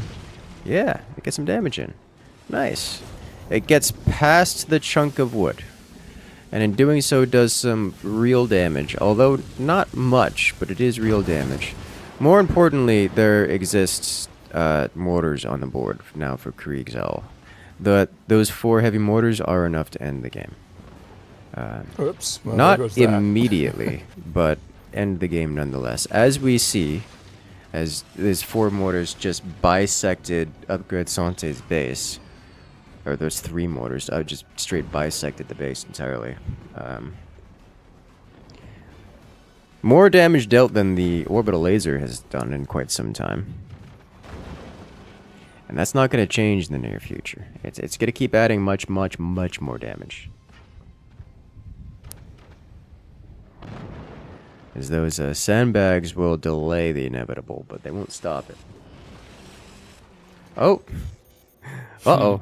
Buzzsaw finding the sweet spot, chopping off XXIX at the knees. Taking with them all of their metal income. That's, you know, not a great experience. That's not the ideal shape of boat. No, like it or not, this is not the ideal shape.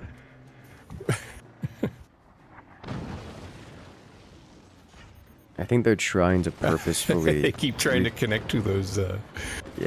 Oh, they're gone finally. Okay. Yeah, the orbital laser's not going to break them either. It's too far away. It's just going to miss. However, the laser beam cuts deep, goes straight to the core, and cuts a hole all the way to the core, but doesn't touch the core itself.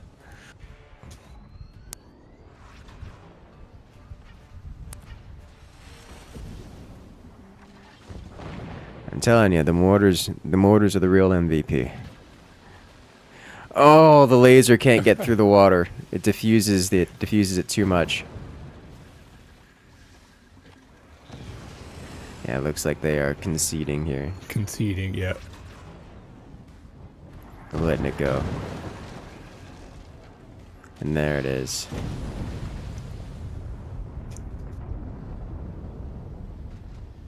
Ladies and gentlemen, Cactus Creeker takes round 1 in this best of 5. Well done.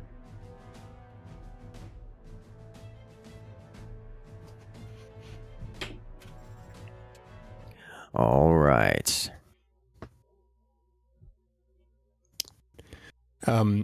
Those on Discord would have seen that Rome has started to hold a regular monthly challenge. And July's has been going along, and so if people are looking for something fun to do, go to the Fort's Discord and check out the Rome's monthly challenge. In this case, this month is snipe both mortars directly without ricochets in the Black Gold campaign level, sitting on a bomb. Oh, single player challenges. Okay, well that's a cool idea. Exactly. Yeah, we're gonna. I think it's a great idea of Rome's, and he's gonna just mix it up each month, and people can submit, and then I think the idea is that we'll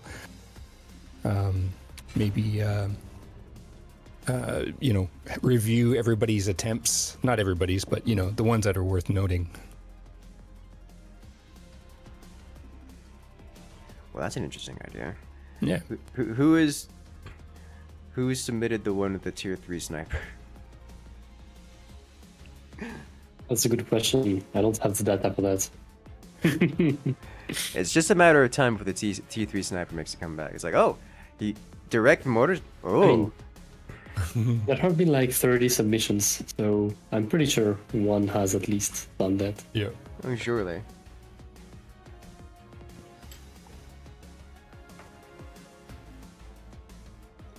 All right.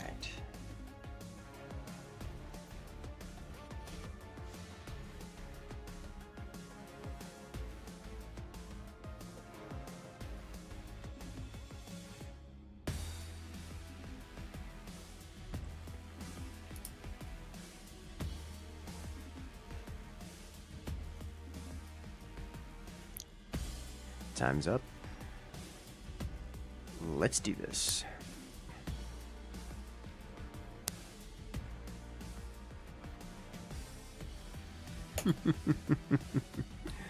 All right, ladies and gentlemen, we are off to round 2 in this best of 5. Here in the finals of the Fort's official tournament 2029. This is a map we've not seen here today, at least not yet. Very short range. Are we going to see just missiles and mortars, like rockets and mortars? That's what I'm thinking. I think we're going to see rockets and mortars, like not much but rockets and mortars.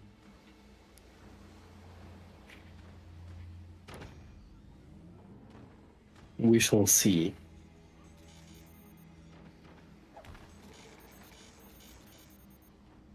This is a very close range experience for all parties involved.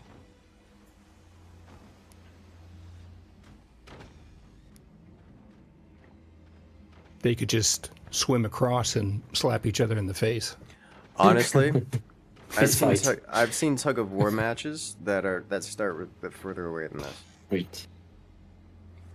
Like that is, you could probably like throw a barrel at someone at this distance.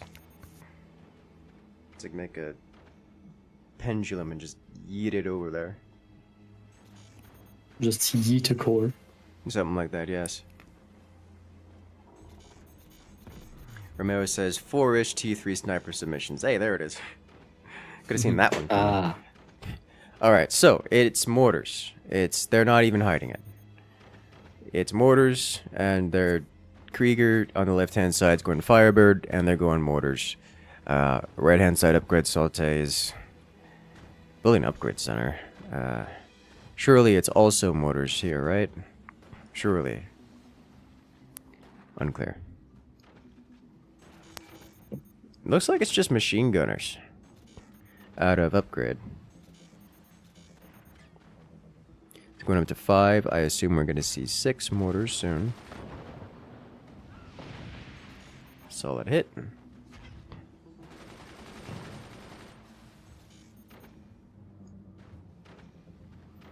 Interesting, we are seeing heavy weapons tech from at least 2 of the players. One from each team. Nice.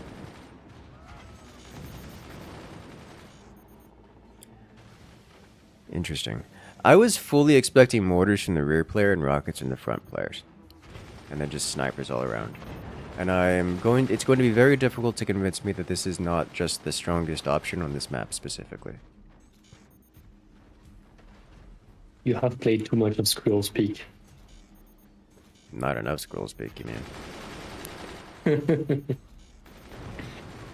But yes, I'm pretty sure that would be correct still. Whoa. Well, that's bad for Peel. Peel loses every piece of their energy production, which is going to immensely slow them down.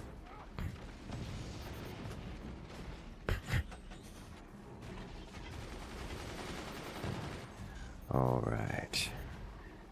Yeah, those incendiary mortars are starting to ramp up the damage. Mostly because it's taking out machine gunners. A lot of them. Krieg's though is a little low on economy. It's working out for him. but it is a bit low. It is worth noting that Clauales, the other Krieg's player, has not meaningfully assisted or done anything to help with the aggression early on, aside from a single sniper. Which, to be clear, is not nothing. It's just not much. And this has meant that Clau has actually been able to develop a heavy weapon at a proper heavy weapon cannon o'clock timing. So Upgrade Sante, despite getting actually like 1v2'd right now and not winning, is also about to get pummeled by heavy weapons. It's going to make their life very difficult. That flak, I'm sorry, that flak, incendiary flak, just did devastating damage. Taking out a heap load of machine gunners. Yeah, look at this. It's just shy of a 1v2, and Krieg's Owl is just winning. Yeah, look at that. We have core damage onto Gust Eagle. A lot of core damage. An exposed core. That might just be lethal right there. There it is. Yep. A full kill off the back of 6 incendiary mortars and a sniper. And the active. And the active, yes. Yeah.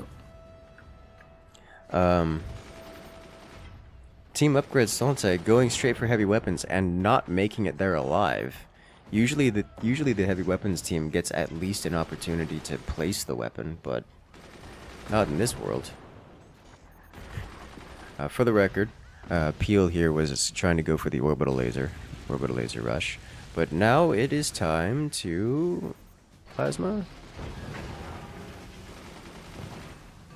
I think they know that there's energy shields at that location, and they're still firing, which is they definitely know now. So Upgrade Sante was trying to go heavy weapons and just didn't come close. They're still trying to go for the orbital laser, which, to be clear, would immediately eliminate either of their opponents. So if they're able to get it out, they just win almost directly. They don't have the energy for the ammo, though.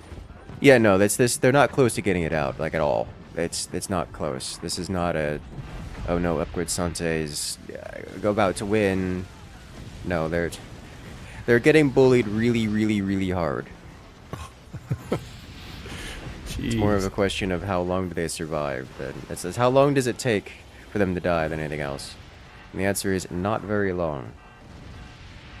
Oh, That's wow. 1 second. Yep. There it is. That was satisfying. That was satisfying. That was... My only surprise there is that we had a player get out successfully produce a laser. That's my only surprise about that one. I was fully expecting it to either end or be decided way before a laser or any heavy weapon was on board. Period.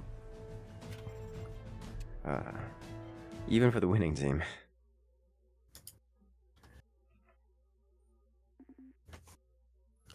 That was a 4v4 map too. I'd love to see it.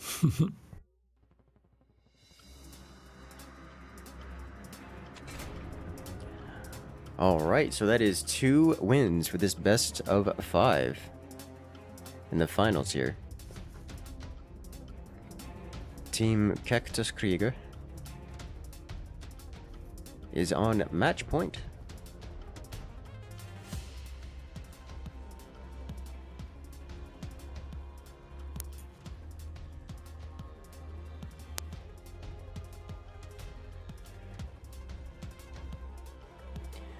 The match point for Cactus Krieger, and the question is, how will Upgrade Sante make a comeback here? Because they've got to do something. They've got to change it up, as otherwise it's gonna be a problem.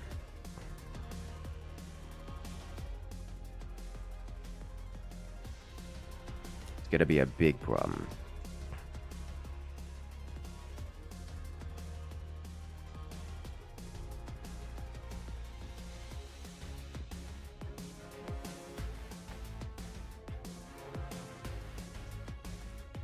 It was Krieg that was the aggressor there, wasn't it? Yes. Or, Yeah. Klaus was in charge of catering, Catering. keeping the team well fed. Keeping him He did with well. the. He did well, yeah. Team Krieger did very well in that last round. I'm still surprised. I'm still like shocked by Upgrade Satai's decision to go late game with that one, but nonetheless. Here we have on the left-hand side, looking to stop the runaway train that is Krieger. Upgrade Sanze here on the left-hand side in the blue, playing as the Pitch Fist commander, selling off their base and putting it into early advancements. We'll see what kind of strategy they go for this time. So they're playing against their opponents, Cactus Krieger. Krieg Sul and Clow allies are up 2-0 and looking to close out this finals with a victory here in this round. They're playing as the Warthog commander, so we do expect this. I do expect this match to be something less chaotic. It's going to be a much more predictable pseudo rush, if rush at all, but a nice smooth transition without much in the way of early aggression. I'm sure we'll have the typical sniper dueling going on, but it's going to be heavy weapons from everyone involved. Is it all cannons? You look like a laser base, Cloud. Cloud looks like a laser base. But both players from Upgrade Sansei are going for cannons. Kriegs has one cannon, and we'll find out at now. Now, there it is. Yes. It is laser base. Okay. I was not surprised by this. So we have laser base and cannon. We have lasers and cannons coming out from Krieger, and we have double cannons coming from Upgrade Sansei. I don't think either of these have a particular advantage. I'm partial to splitting the damage types. One laser, one cannon. Oh, it's not standard cannons. It's deck guns. Well, that changes the equation a little bit. Just a little bit. Whereas on the other side, it's going to be standard cannons and only standard cannons out of Upgrade. And if you get a 20, I'm going to be disappointed in you. You, sir, this is peak pin. This is just pinch fist stereotype. He's building his cannon platforms directly in front of his core, like touching his core. Why are you like this, sir? Is he gonna go? Is he gonna do? No, those are. And he's building 20s. I have feelings. With howitzer is decent. Like Okay. it's decent. It's just you could have standard cannons, so when the howitzer fails because they decide to build an overwhelming amount of flak, you can at least deal real damage. But it is decent, yes. We have seen it work wonders so far. He's building a third 20. Alright, Ghost Eagle is living a life on the edge. If Ghost Eagle takes a hit, like a door snipe, which I'd reasonably expect to happen given Cloud's going lasers, Ghost Eagle's just dead. That's how that's going down. But we're back up to 520 mils coming out from Upgrade Sansei and Howitzer. We've seen them use this strategy before to great effect. It is quite the heavy hitter.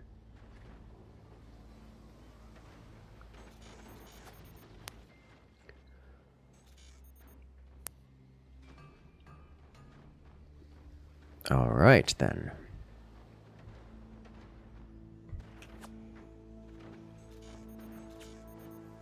Now, what are we looking for here? If it hits either player, it will be devastating. Oh yeah, right and I now. think especially Kriegso was probably the most vulnerable to it. Oh yeah. Like Clow has Basically exposed deck guns. basically exposed deck guns, whereas Clow has a thick chunk in front of his base, in front of his core, and not much in front of his plasma, but we can work with that. Oh. Yeah, the howitzer unsurprisingly gets shot down.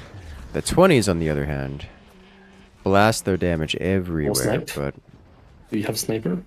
Yes, you they do. do, but none of the deck But guns not are with the properly angle. exposed. Yeah, because the doors still exist for the deck guns. At the 20s, despite that wonderful volley, didn't actually break through the defenses. Just kind of Yeah, but splashed you it had down a bit. an angle from the top, Technically, from that yeah. bottom deck gun Yeah. at some point. Well, whatever. Oh, well, the howitzer lands. Well, that's going to change the equation a lot.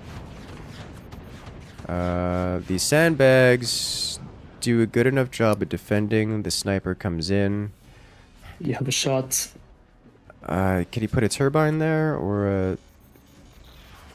Nope. Nope. Yeah. Wow. And that's it. 20s follow up. That was to be expected. Yes. Very well done. Now it's up to Cactus Krieger to land those door snipes. Very doable. But a little bit dangerous. Oh, shields. This will be tricky. It will be tricky. I think Ghost Eagle recognizes the danger he's in and is saying no. No door snipe. We're stopping it. But once those 20s fire again, like all Krieger has to do is wait. Like there's no way that Krieger doesn't recognize that the 20s are at the core. Just wait for them to fire. Just do nothing, wait for them to fire. And when they fire, eliminate core.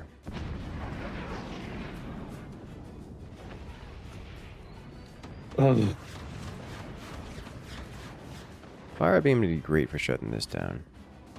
Do it, do it. Now's your opportunity. And he Nope. won't There take goes it. all that. Oh, it wobbles.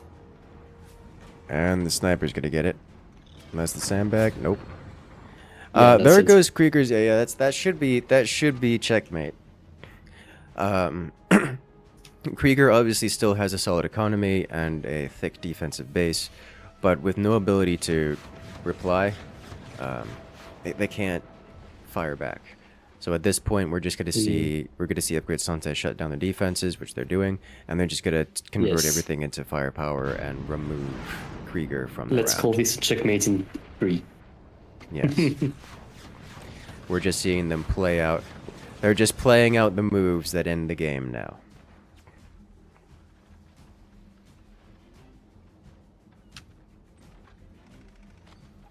Okay.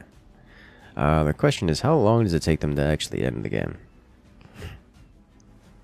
Yeah, even Krieger selling off their eco to get a little bit more boost in there. It's like this game is ending in the next 2 minutes. I will spite at thee. Now it lands. We're going to see the 20 mils go straight to the core, which almost get the core. The core is exposed, like so exposed that it's getting sniped at and injured. Krieger's core down to 70%.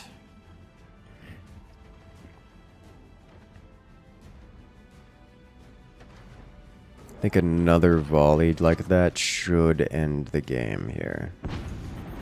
There's the howitzer. Heavy damage, and the 20s come in. There it is. Well played. Team Upgrad takes one round, bringing them up to 1 point in this best of 5. That still leaves it at match point for Team Krieger.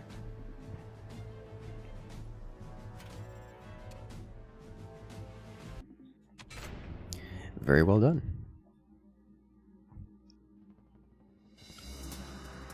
That was really well done for Team Upgrad. Very risky, but well done. Yes. Oh lord, it's anxiety map again. The worst part about it, it does actually commit nightmares at the end after that. It's so good.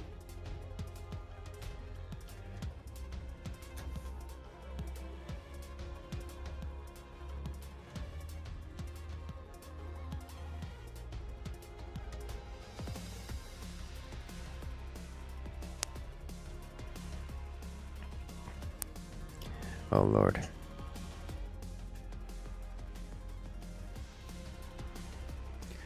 Alright, now we're up to round 4.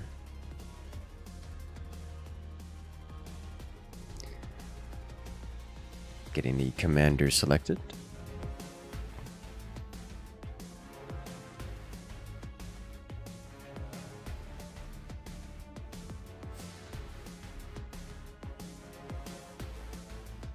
And we're off.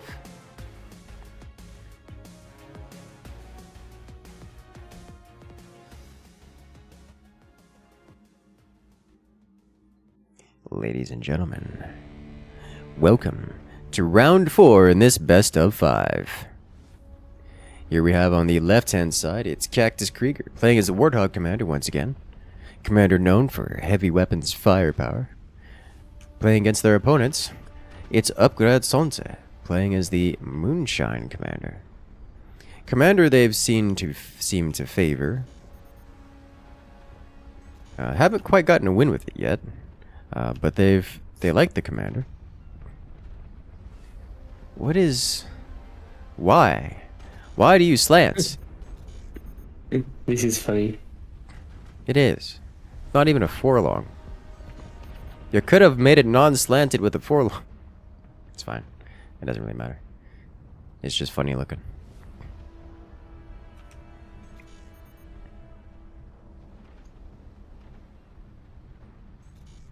All right. Both of these players, or at least both of these commanders, trend toward heavy weapons. So I do reasonably expect to see a build order that goes directly to heavy weapons and skips over earlier gameplay for both of these teams. Should actually play out very similarly to previous round. The difference being,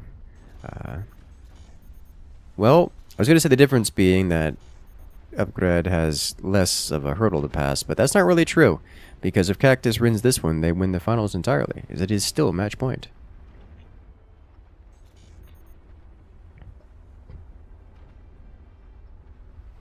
You're going for Nighthawks, probably again. I am not surprised to see this. They really do. Upgrade Sonta especially has really favored the aircraft play.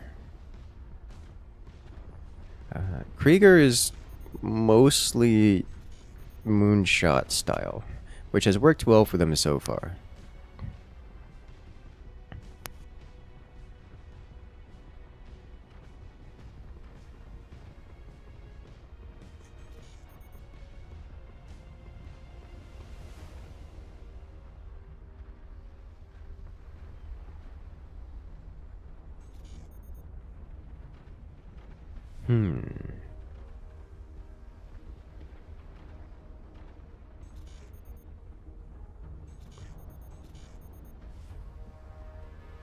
We're seeing an upgrade center and some laser production facilities from Kriegs. So we do expect to see plasmas from the rear base. The front base for Cactus Krieger is going with the deck gun option. Nice mix of lasers and kinetics. I love it. I believe you are correct. It is, in fact, going to be Nighthawks again from Peel.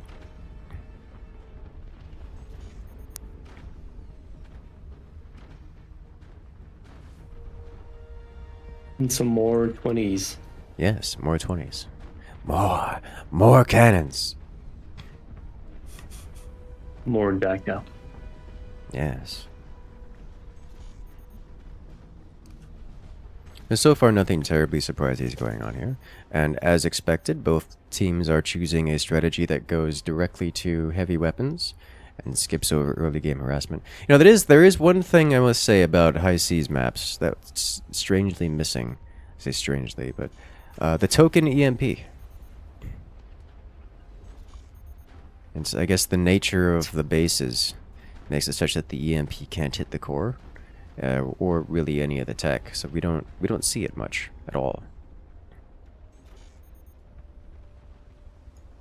Looks like Lao is being very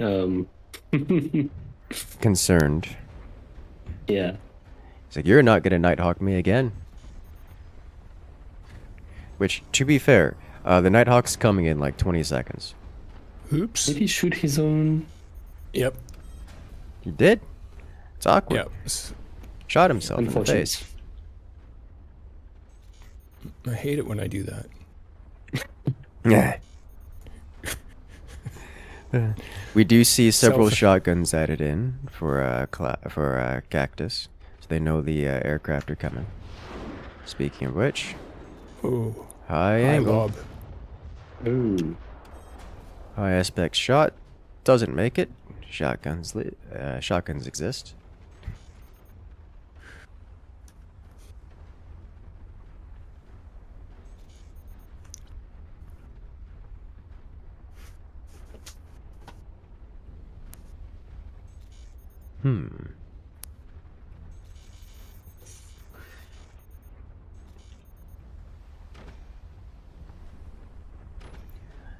So the 20 mils are complete for Upgrade Sante. They have been for a minute now. Which I'm waiting for the moment to fire. Which appears to be right now.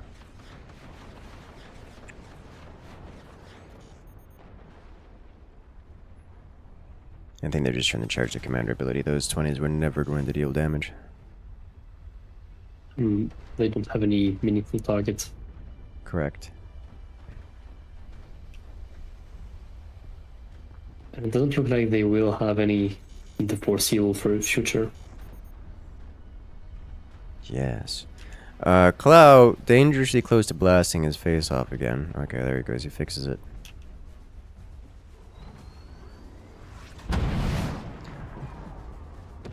By the way, Clow already has blinking red strut in his base. It's a tiny strut. It's not really important structurally, but it is blinking, which is always a problem. It's indicative of... Oh, wow. What a shot. Oh, no. I never saw that coming. Excuse me. Ridiculous shot. I don't Hello? even know if he intended that. He just hit the perfect No! strut. No, that's No! He, He was definitely aiming didn't. for the fire beams. It just happened to hit a load-bearing strut that was just out there. That is one of the most ridiculous shots I've seen. Does that Nighthawk even make it? Oh, wow. It does. Okay. Yeah. Like that's It's on doing the something, edge. yeah. Because the Nighthawk projectile does not live for very long. It doesn't have a long lifespan after it leaves the Nighthawk. It tends to disappear if you do high aspect shots that survive. Let me fact check that.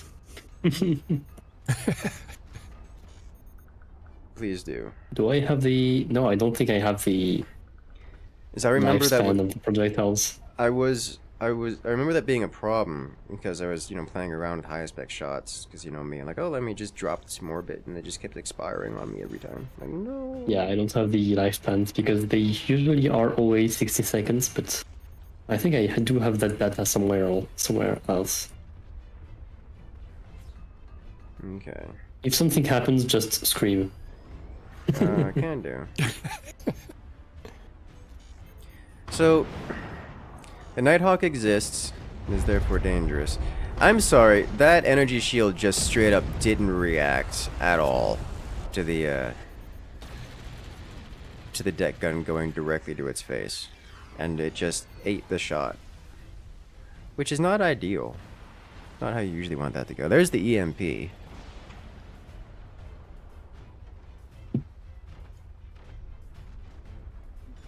EMP was once missed.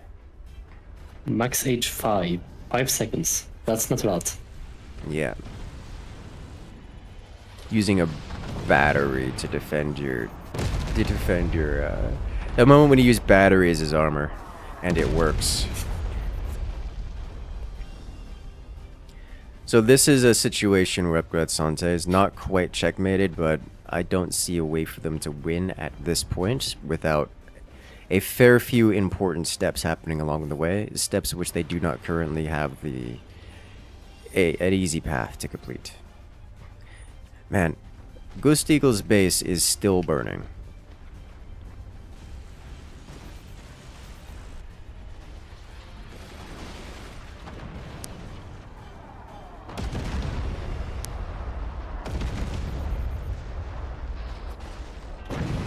There we go. Ladies and gentlemen, there we have it. Cactus Kriegers, I love our this. victors. That's. I think all maps should end like that. That's fantastic. Oh yes. I agree with that statement. I agree with that statement wholeheartedly. Alright, so what happened here? We have these two little bullets flying across and hitting an incredibly important component on Ghost Eagle's base.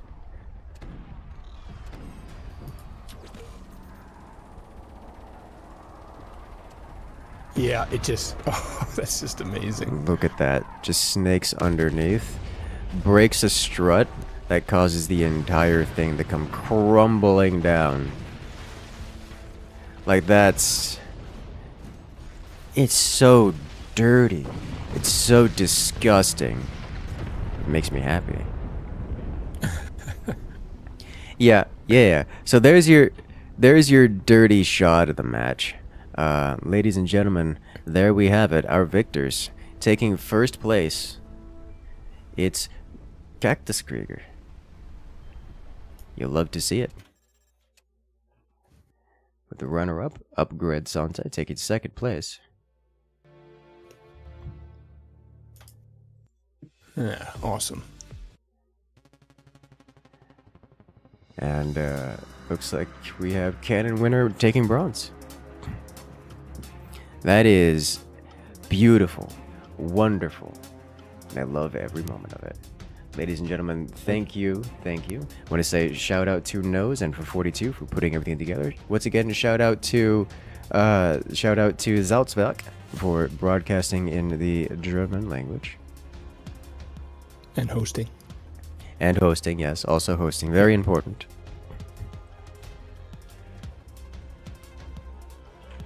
And thank you, Incursus, as usual, for your never-ending support. My pleasure. It's my favorite game. It's a good game. And let's see. So the next event, probably too early to talk about next event. I think so. I think we're still just planning what that's going to be. So, Yes. Yeah. And we have an update coming out soon with some cool stuffs in it. So be on the lookout for that. And and more events and challenges coming out and getting the FPL ready when that gets ready to happen. So all sorts of stuff going on. Excellent. You know what that means? That means you guys need to hit that follow button, hit that like button, hit that subscribe button, because you got more content coming out all the time. Just like this, with all the best games for the fans. And with that, ladies and gentlemen, shout out to our winners. And we will see you guys next time.